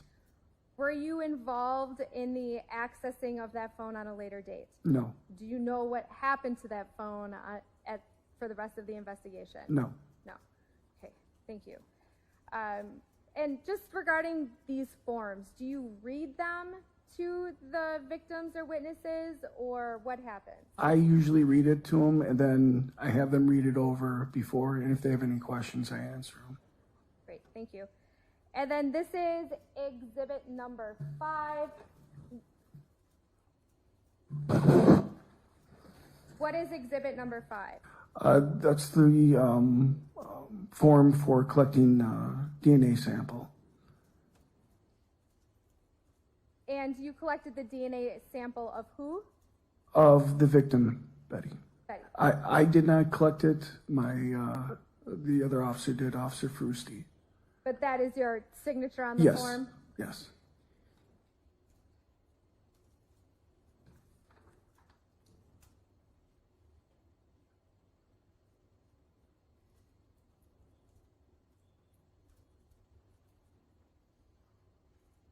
Were you present during the collection of the DNA from Ms. Hanel? Yes. Yes. Did you have any other roles in this investigation? No. No.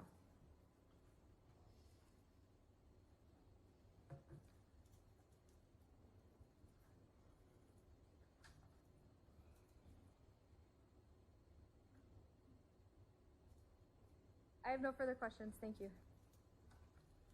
All right, cross. Mr. Olson, would you like to ask questions of this witness? Okay, hearing no response. Thank you, officer. You may step down. Okay, state, please call your next witness. Yes, the state calls Officer Jason Ireland.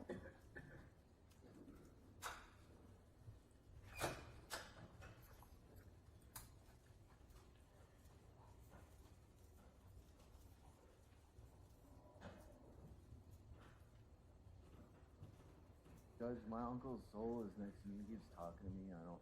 Okay.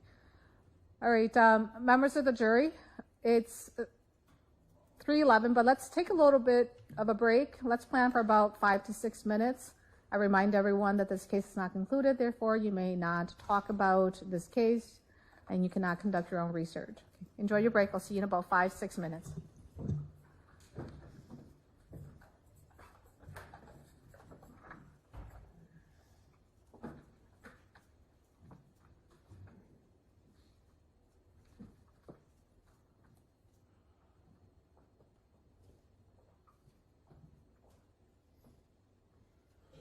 Last one, please close the door.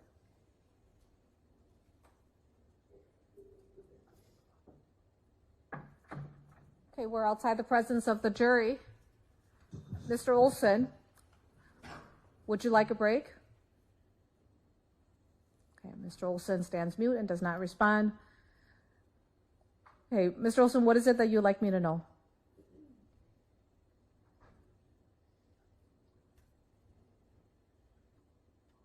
Uncle Soul. Make sure you use the microphone.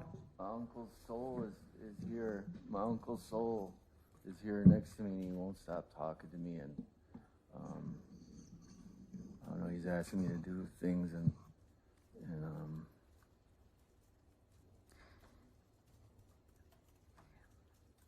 Do you need any of that repeated?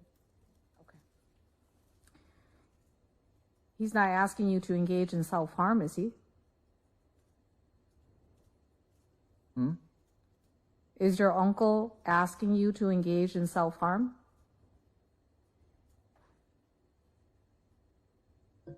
No. Okay. Right, Mr. Olson, it's clear to me that a break was probably due for you, and so I released the jury for the next several minutes. And I'd like you to take the opportunity to just compose yourself. I'm not going to tolerate your antics. As I stated before, time and time again, medical professional after medical professional, you've been cleared to proceed to trial. And the state has called many witnesses, during which time you are offered the opportunity to ask questions of your own, and you are selectively choosing when to speak up and when not to, and that's your choice. But what I will not allow you to do, and this is an order of the court, is for you to make such statements, engage in such antics to protract this case. Is that clear? I believe I've given you enough warnings already, and I remind you that the rules of decorum remain in full force and effect. Could I speak to a counselor? Okay. Let's have Mr. Olson brought back to the bullpen. We'll go off the record for the next 4 minutes or so. Okay, we're off the record.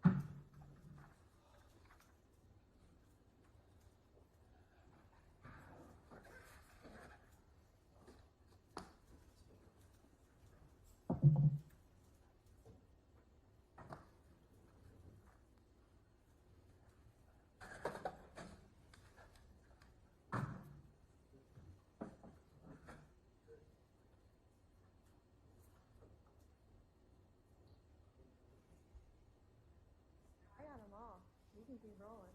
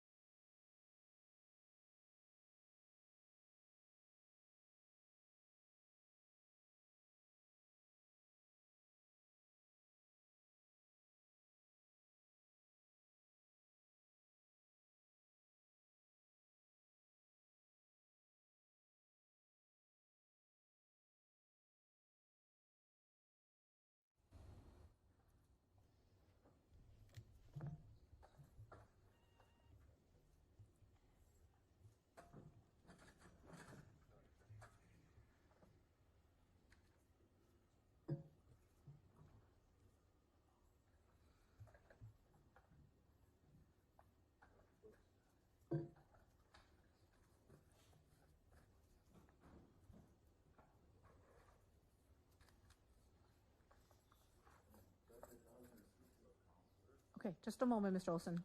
Let's get you situated and then we'll call the case again.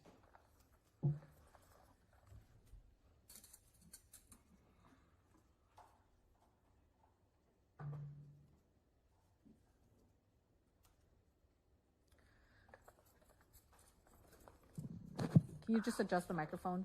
Yeah. Yeah.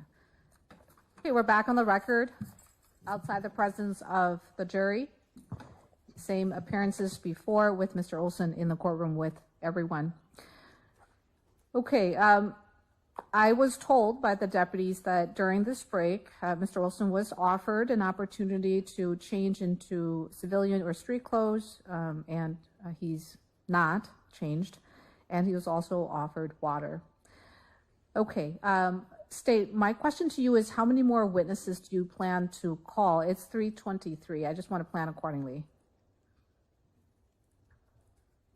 We were moving so quickly, I have almost everyone here. Okay. So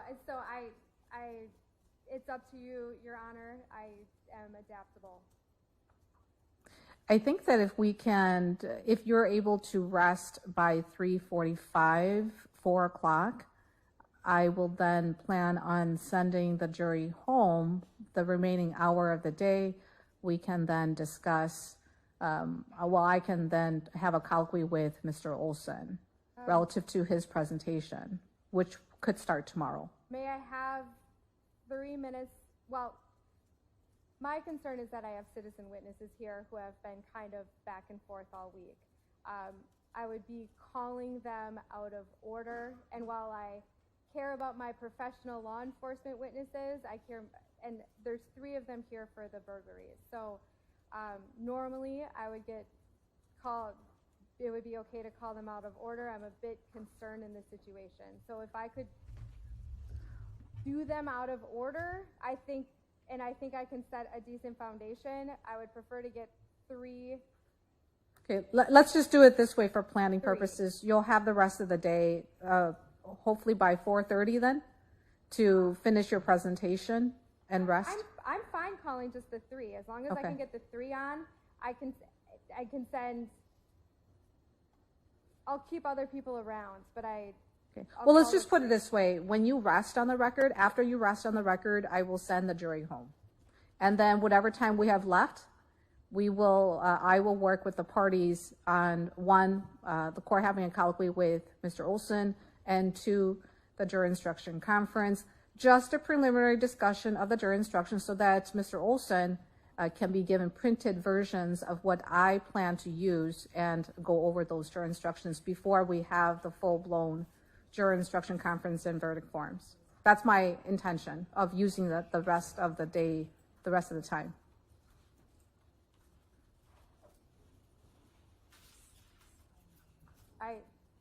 I'm thinking. Okay. Okay. Just well, and then I think what would be best is if you want time at the end of the day, let me call the citizen witnesses. I'll send the law enforcement officers home. It's 3:25 right now, so I should be able to be done with those about, I'm guessing honestly by 4 or a little bit later, and then we'll just start going through everyone else tomorrow. That's fine. They'll be out of order. They'll be a little mad at me, but I'm used to it. So that's okay. Fine. I don't want to dictate how you want to call witnesses, but effectively, you can have the rest of the day. It's just I think let's plan on 4:30 ending the day. I'd rather do it one way or the other. I'd rather call the 3 citizens and let all the law enforcement go, or I'd rather start flowing through I'd rather just call the 3 citizens and then end there. So I don't want to do a hybrid because I think then it would get more confusing.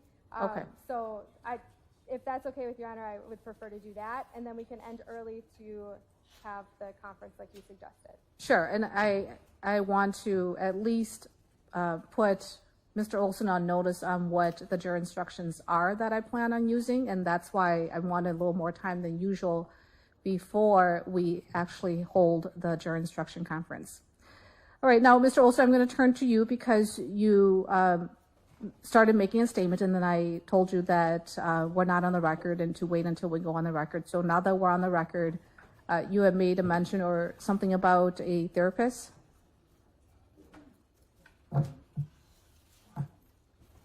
What would you like me to know about that? I don't remember what I said. What did I say? Okay. Time was given. Yeah, go ahead. My Uncle Soul is here, and he's a deputy too, and he keeps talking. But make sure you use the microphone. He keeps talking to me, and it's I don't know. He keeps telling me to do things, and I want to speak to a counselor or a psychiatrist or.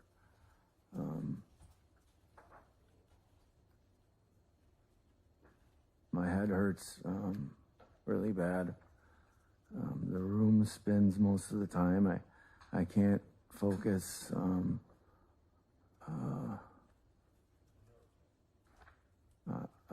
seeing double. I feel. Okay, well, Mr. Olson, I will ensure that the deputies, when they take you back to the jail, that you are seen by the nurse yet again. But with respect to your request to see a therapist or a psychiatrist, I really have no ability to order that kind of service. It's within the province of the medical staff in the jail relative to what your needs actually are. You were seen over the lunch hour, well, actually before the lunch hour, rather, and then you had the lunch hour to compose yourself. But you were seen by medical staff in the jail, and you were cleared to proceed with the trial. You were brought back, and then we continued with the trial this afternoon. And so I will just note for the record, too, that during the course of examination of the witnesses this afternoon, Mr. Olson remained seated in his wheelchair at defense table. He did turn his body towards the court at an angle relative to the jury box. So his left side was pointed towards the jury box, and his full front was directed towards the bench. And he remained in that position for the vast majority of the time. And this afternoon, Mr. Olson did a lot better relative to any silence behavior or conduct that could be viewed by the jury as distracting. And so that's that for this afternoon, but I will make sure that the deputies, when they take you downstairs to the jail, that you are seen by medical staff, and then the medical staff can, in their own professional discretion and judgment, treat you as they deem necessary. The nurses at the jail and the staff at the jail, they don't like me. They retaliate against me. So they're not gonna treat me or do anything. All right, that's noted for the record. I trust that they will abide by their professional obligations. I will be made aware of any issues, concerns, as I always have in the past, relative to anything that may come up. Okay, let's go ahead and bring in the jury and continue. Can I have 2 minutes to release all my officers? Yes. Okay, I'll go grab people and pop back in. Thank you.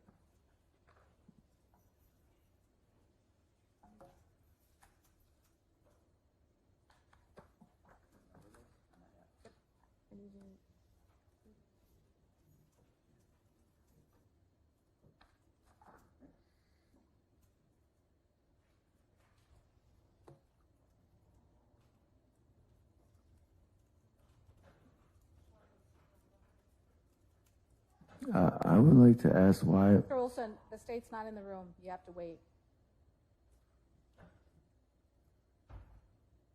What?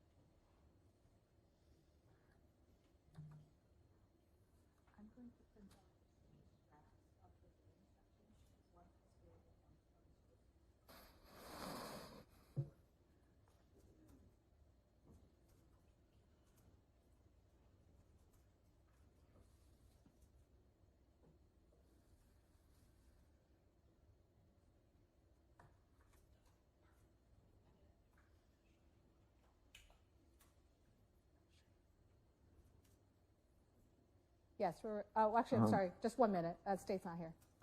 Actually, Can I ask a question? State's not here, so technically we're not going to be on the record yet.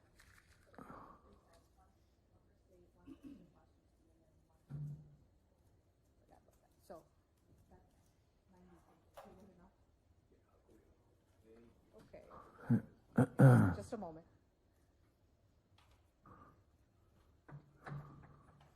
I just want to know why my face keeps swelling more and more. Wait. My,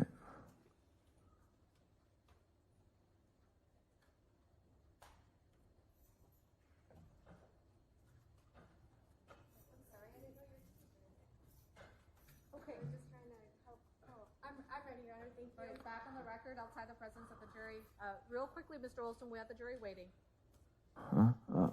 I just wanted to know why my head it keeps swelling more and more every day. When I wake up, I don't know if somebody's doing something to me at the jail, or if I'm having more seizures, or what's going on. It seems every day I wake up, my face is more and more swollen. My head, it hurts really bad. Everything's spinning constantly. I can't. Sometimes I feel like I can't hear. All right, Mr. Olson, I've noted your questions, and I will make sure that the deputies relay those questions, your concerns, to medical staff when you're taken down to the jail. Okay, bring in the jury.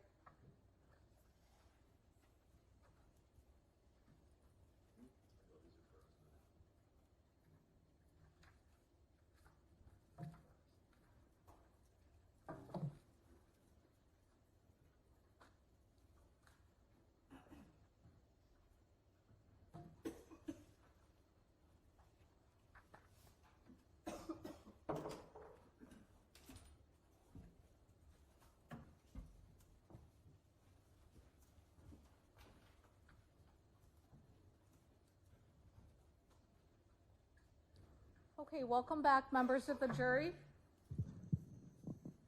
Okay, State, please call your next witness. Thank you. The state calls Christine Endall.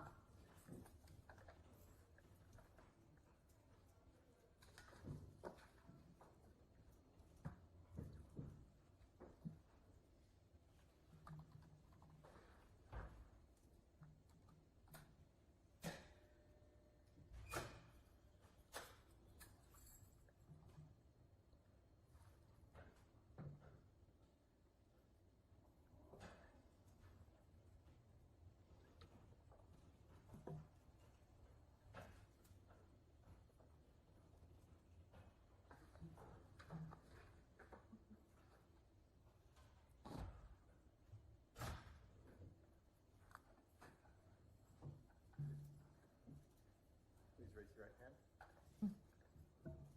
You tell the story to tell the truth, the whole truth, and nothing but the truth, so help you God. Yes. Please state and spell your name for the record. My name is Christine Louise Endel. You want me to spell the whole name or last name? The whole name, and then you can adjust the microphone. You can bring it closer, adjust the Okay. neck as necessary. There's a court reporter in front of you, seated right in front of you, ma'am. So the lady right in front of you, she's the court reporter, and she'll take down what you say, so it's important for you to use the microphone. Okay, will do. Christine is spelled Christine. My middle name is Louise. That is spelled Louise. Endel is spelled Endahl.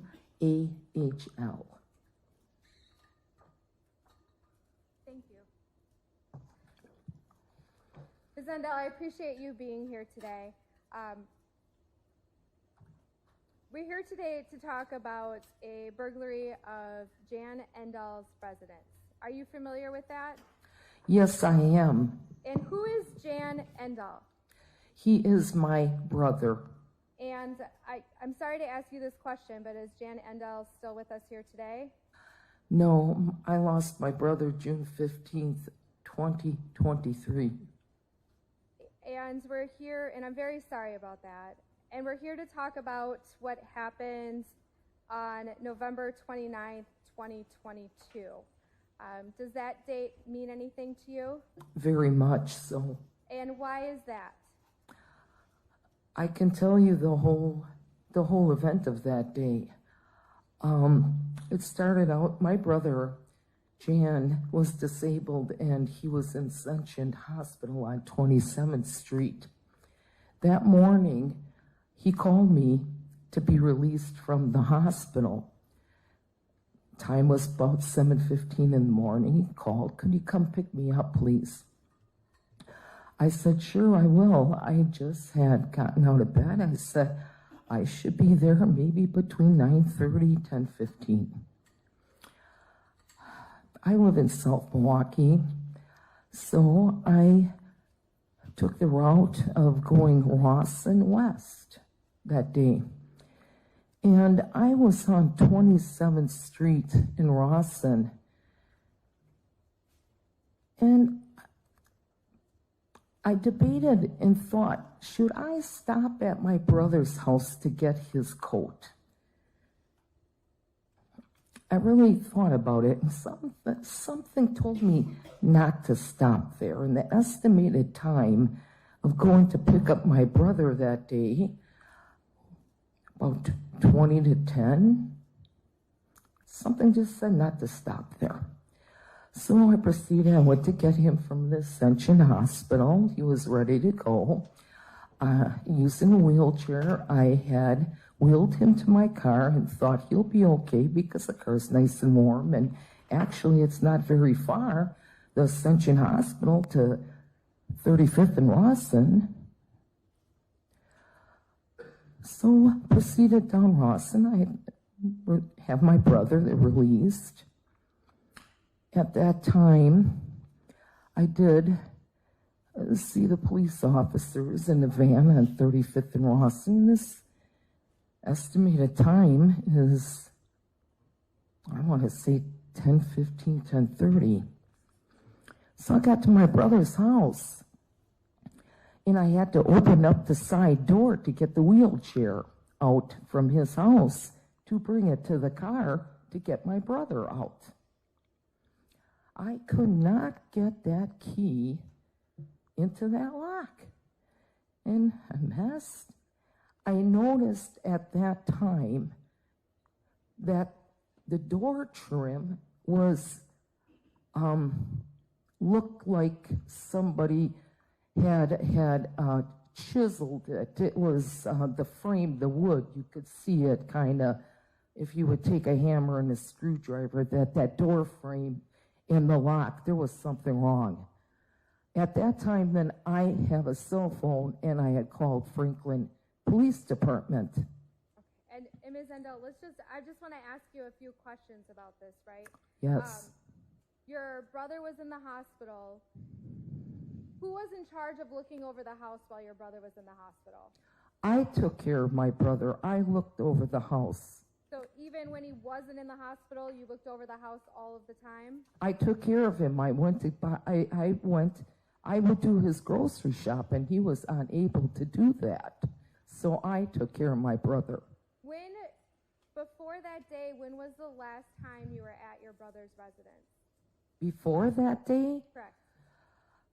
It could have been the Saturday before that day, because Saturday I would bring groceries. I'd stop during the week. It could have been the Saturday before that day. Okay. So, and I don't have a calendar in front of me. Just a couple days before? Yes. Yes. Okay. And did anyone have permission to be in that house besides you and your brother? Absolutely not. Did anyone have permission to take anything from the residence or the garage? No. No. And you were just as much in charge of the house as your brother and who could be there? Correct. Thank you.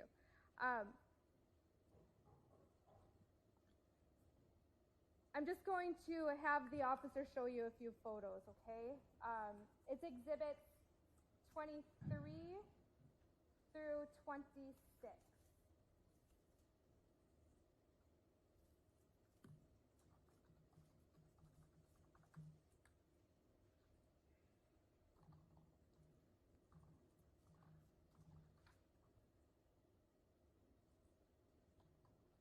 Room is spinning. I already said that I can't see right now. The room is spinning. I have serious. I'm sorry, is Mr. Olson saying something? Mr. Olson? The room is spinning, and he's showing me things, and I can't see. Everything's spinning. I have a severe concussion. Okay.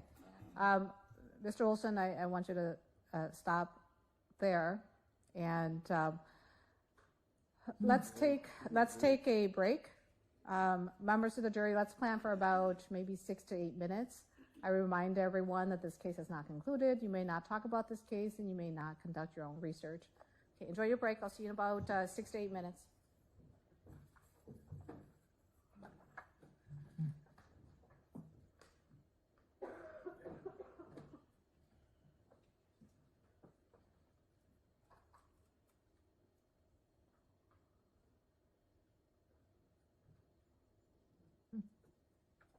Okay, and last one, please close the door. Ms. Endel, I'm going to, we're outside the presence of the jury. Ms. Endel, I'm going to have you step down and meet with the advocate in the gallery, and she'll take you out into the hallway.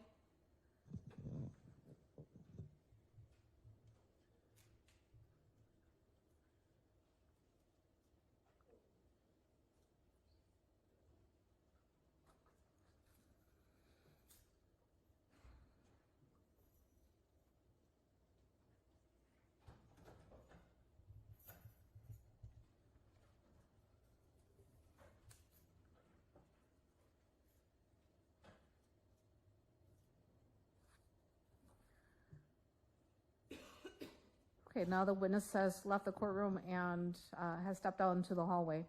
Mr. Olson, you indicated that your head is spinning and you're not able to see the exhibit that's being placed in front of you. Did I hear you correctly? I'm sorry, what? I'm having a lot of trouble even focusing.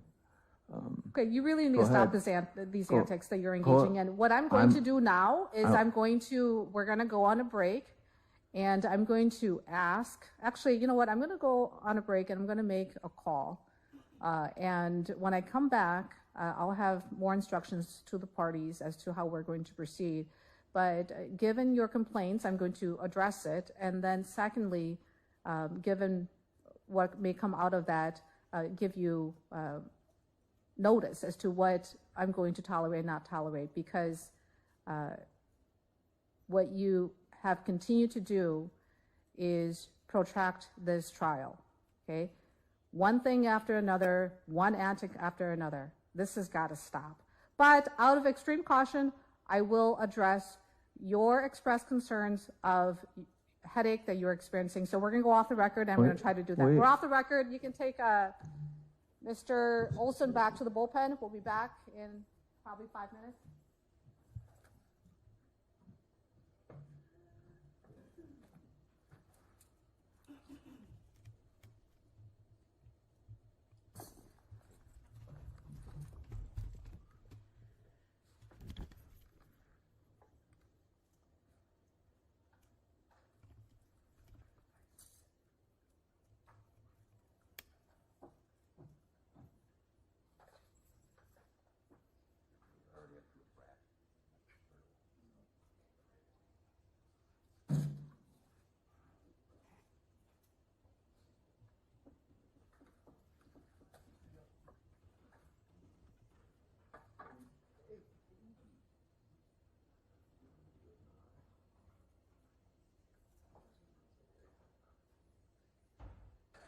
Can you tell your deputy to stop trying to assault me? So that's fine.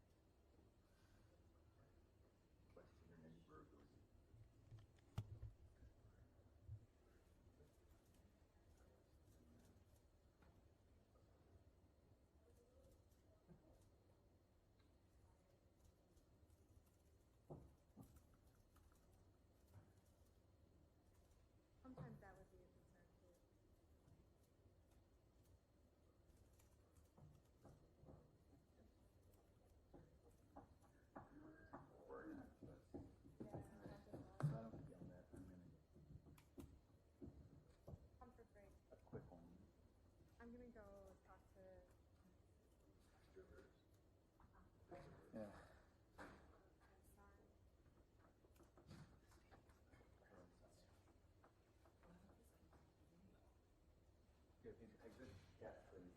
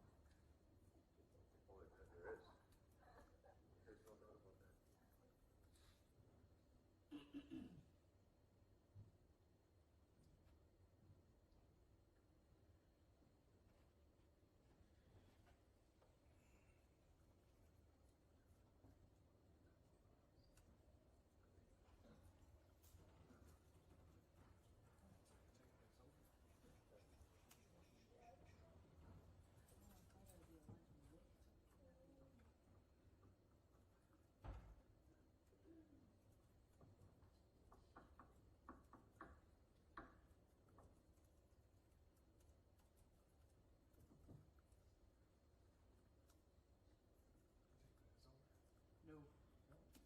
Never. No break. You're very optimistic. Oh, I'm sorry, I care. Another break. 5, 10 minutes. I think you said 8 minutes? 6 to 8. She does give very specific times. I really don't end up doing that. They're awful team members. Well, in this case, I don't think so. Alright, so I guess we'll just keep going. Maybe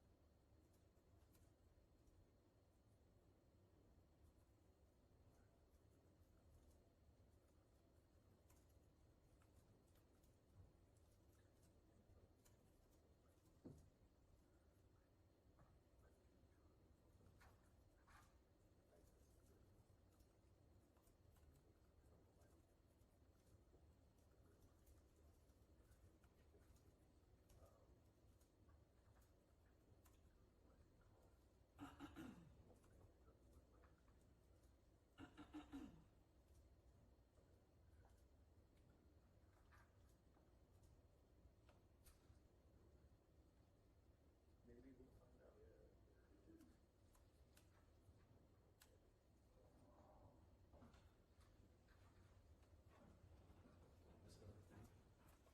Yeah, I think the room was spinning, and so we wanted, so she just kicked the jury out.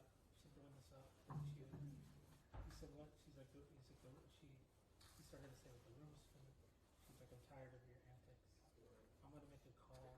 And it was something about adding rules to the decorum. Okay. Like she's calling. Yeah, she said she's going to make a call, and then I'll come back out and see how the rest of this trial is going to going forward. Got it. I know. So my uncle's next to me talking to me is exactly what happened in the competency hearing when they were like, he's not even talking to voices. He's having no hallucinations. All of a sudden he's like, oh my god, my uncle's right here. Yeah. He's even tried that before? Well, no, he's claimed that. No, he was hallucinating. Yeah, he claimed he was having hallucinations, but then when he went to Mendota, the doctor was like, he's showing no outward signs of hallucinations, like talking to walls or anyone or people being there.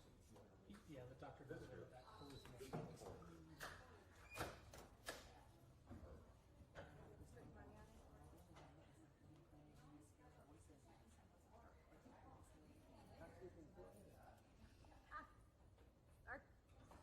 Sense of humor. It's catching me off guard today. Uncle wouldn't destroy them.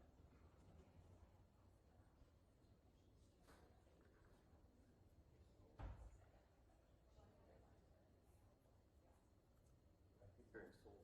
Seoul. I've been expecting a ghost. He's talking about it. Yeah, right? My uncle's Seoul. Oh, well, he said Soul, S-O-U-L, not Solo, S-O-L-O. Not solo, like the cup in front of him. Solo. He couldn't think of the name, so. You're closer than First me. object he sees. Han Solo? How's it going back there? People. It's Napoleon Solo. What's that? Napoleon Solo. Napoleon Solo? Yeah, you know he is the man from Uncle. Before your time. Okay. I have no idea. Don't remember the man. Man, what? The man from Uncle? I have no idea. I was not quite born yet. Oh, okay. I am almost 50. feel I'm so almost 50, old. but not So am I. So we're not going to talk about that. 77. Born in 1977. You are older than me. Man from Uncle. Loved that show. I was probably about 9. Oh, It was the 2015 movie. yeah, I just would do that with every old TV show. It's either reality, crime shows, or they just make a spin off of So something this that's is already sort of happened. inspired by James Bond type series. Ooh, I like that. Well, there it is, 1960s KGB and CIA show. That looks like fun. Oh, it wasn't about the KGB though. The enemy was some mysterious organization called Thrush. Whoop, that's the movie. And there was a Russian agent and an American agent that worked together. Oh, all right. Yeah. Napoleon Solo and Ilya Kuryakin. Nice names. Mm-hmm. All right. Yes.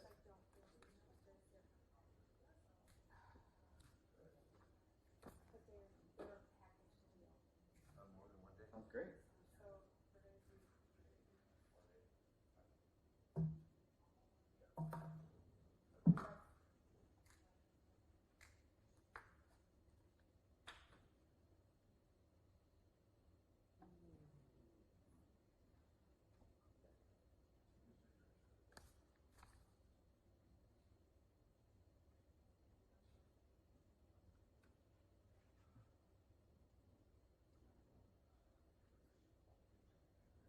I didn't Talking to you.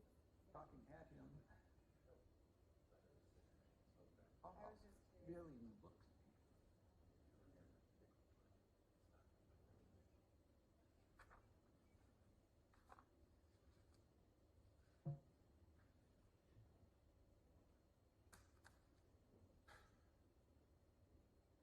The horrible quote, but I think devastating.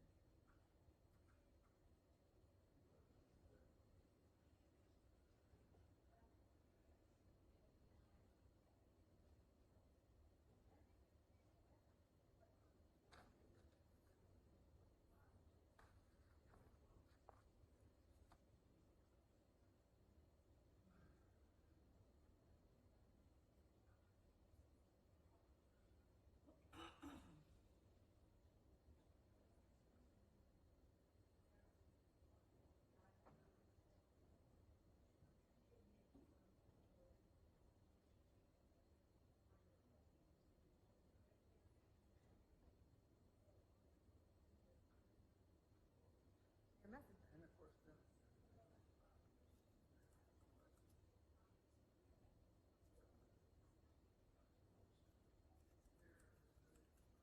questions under the rules of evidence. Well, then you ask and I object. That's how that game will go.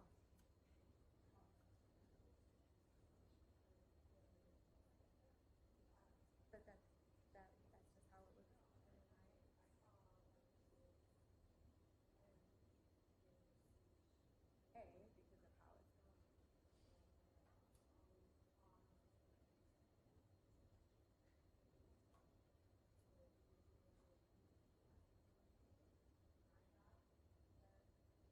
of how it's going. Right?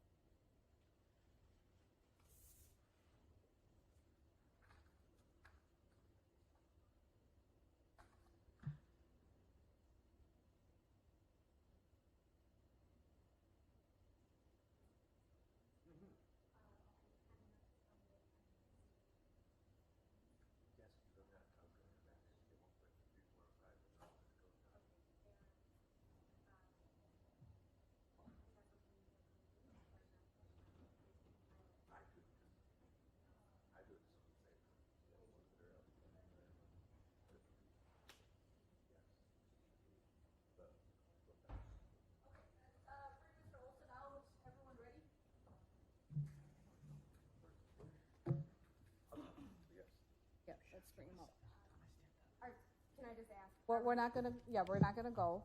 So, sorry, you're gonna have to start tomorrow with your witnesses. Yeah. No. Yeah.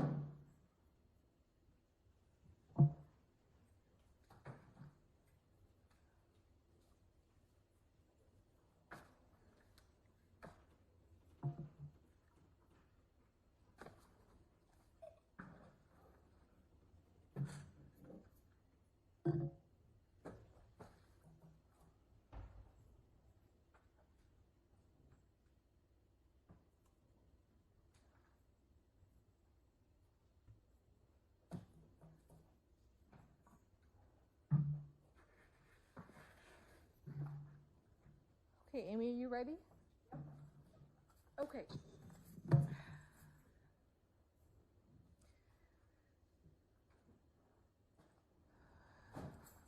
We are back on the record outside the presence of the jury. Same appearances before with Mr. Olson in the courtroom with us. All right, Mr. Olson, I do want to make it very clear that in the little time that I presided over your case, you are one of the few who are quite unique in the degree of antics you're willing to engage in. However, though, out of a great abundance of caution, I'm going to adjourn and release the jurors home, and then we'll start the trial tomorrow. I did make several calls to ensure that the complaints that you voiced relative to your condition are checked out by medical staff, and so that arrangement has been made. To that end, State, unfortunately, you'll not be able to continue the examination of Ms. Endel, and we'll continue tomorrow morning. I do plan on going early on the record, so I will order that everyone be ready here by 8, and that we be ready to go on the record at 8:15.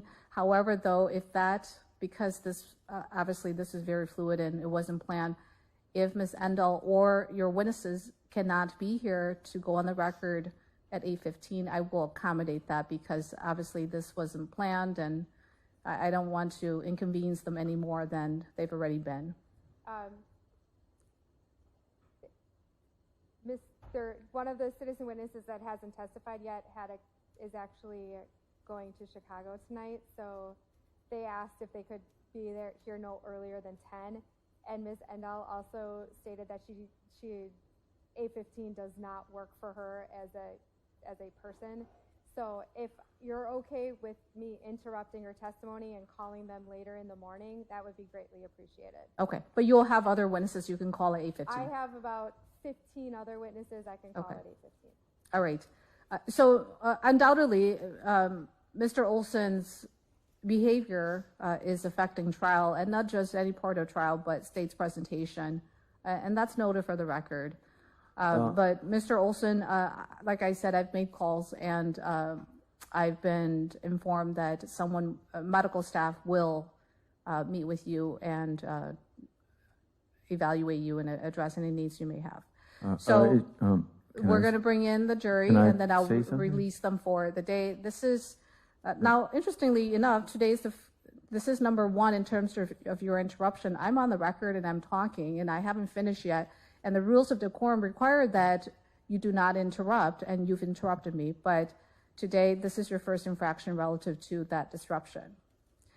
Okay, so the plan going forward is we'll bring in the jury, and then I'll release them for the day. And then tomorrow, everyone is ordered to be here at 8, and we'll go on the record at 8:15. All right, Mr. Olson, what is it that you want me to know? I forgot what I was going to say. So I would like to request that I be seen by someone from outside of the jail. I have a severe concussion, and everything's spinning. I can't focus. I can barely hear most parts of the day. I can't function normally to defend myself at all right now. at all today, and I feel like I've been not coherent most of the day, and medical staff at the jail, they're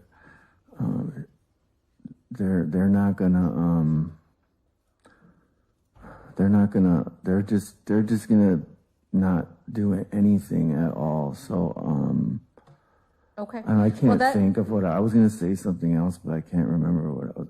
All right, what Mr. I was Olson, gonna say. your request is noted on the record. I'm adjourning due to an abundance of caution, not because you get to dictate how this trial goes and when we take breaks and when you get seen by professionals, but out of an abundance of caution, the court is adjourning proceeding in this manner. That's not an indication for you to now put on the record your wish for what things you want to see happen. Okay, well, let's bring in the jury. I don't want to hear any more from you, Mr. Olson. We're going to release the jurors for the day.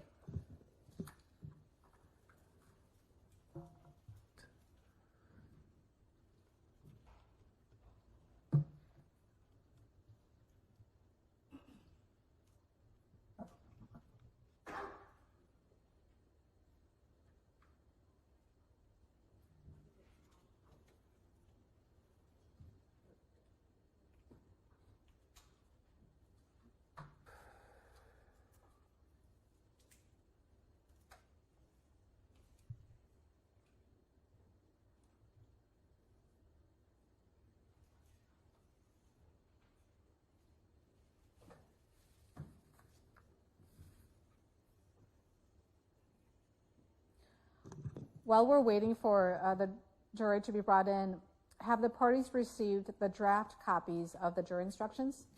Okay. Great. If you haven't received it, that's because I instructed the clerk not to give it to you, but he may do so now. Okay, Mr. Clerk is now going to hand to the state a set of the draft, and I emphasize draft, jury instructions. One set is provided to Attorney Wasilewski, and one set is provided to Mr. Olson. Again, I'm just giving everyone a heads up. Please take the time you need to review what I've put together. This is a draft, emphasis on draft. We will have a jury instruction conference, and at that time, we'll discuss in detail what the parties' positions on relative to those jury instructions.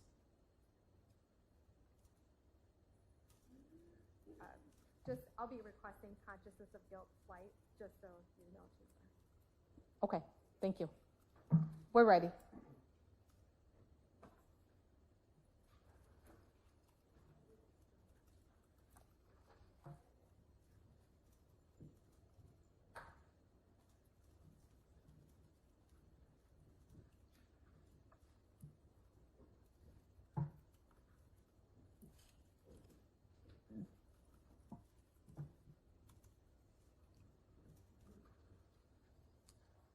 All right, welcome back, members of the jury.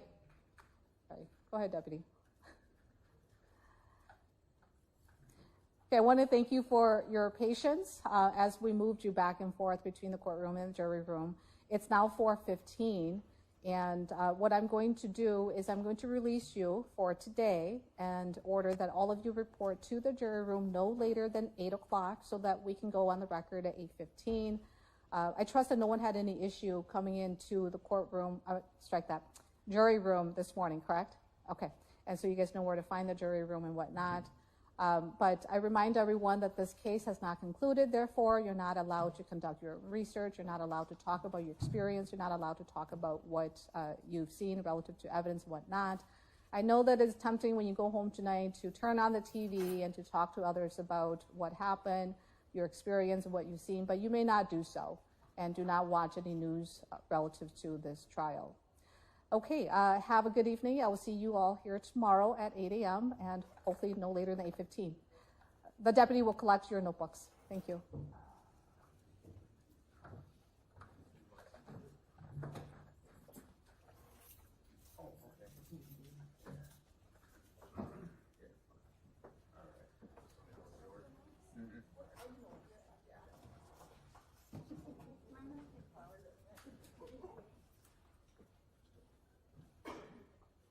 And the last one, please close the door.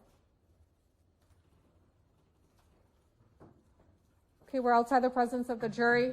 I think we put everything that we need to on the record. So as for today, we're done, and I'll see everyone here at 8 o'clock. Attorney Wasilewski? Yeah. Microphone, please.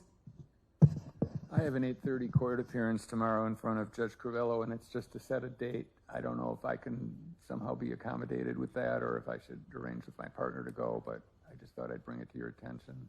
Sure. It's just a scheduling, you said? Yes. I mean, I don't want to say it's just a scheduling. Of course, it's an important It's the hearing. first but appearance on a post-conviction case where we're going to set a post-conviction hearing date. That's all if you're able to get coverage, could you do that? And I can also reach out to Judge Crivello to let her know that I'm keeping you, I'm holding you. That way she doesn't That's exactly the hold it type I against was you. hoping for if I can't Okay. arrange otherwise. Yes, I'll let her know that. Your Honor, I just wanted to, Okay.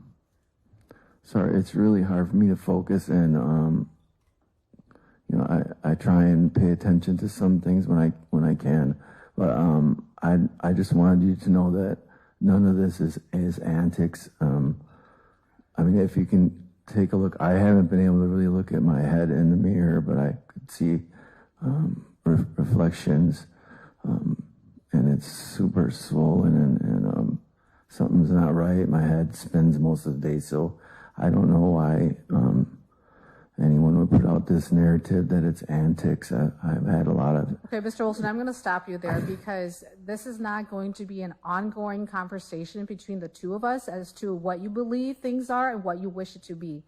Everyone has had a chance to make the record. I believe I've afforded everyone an opportunity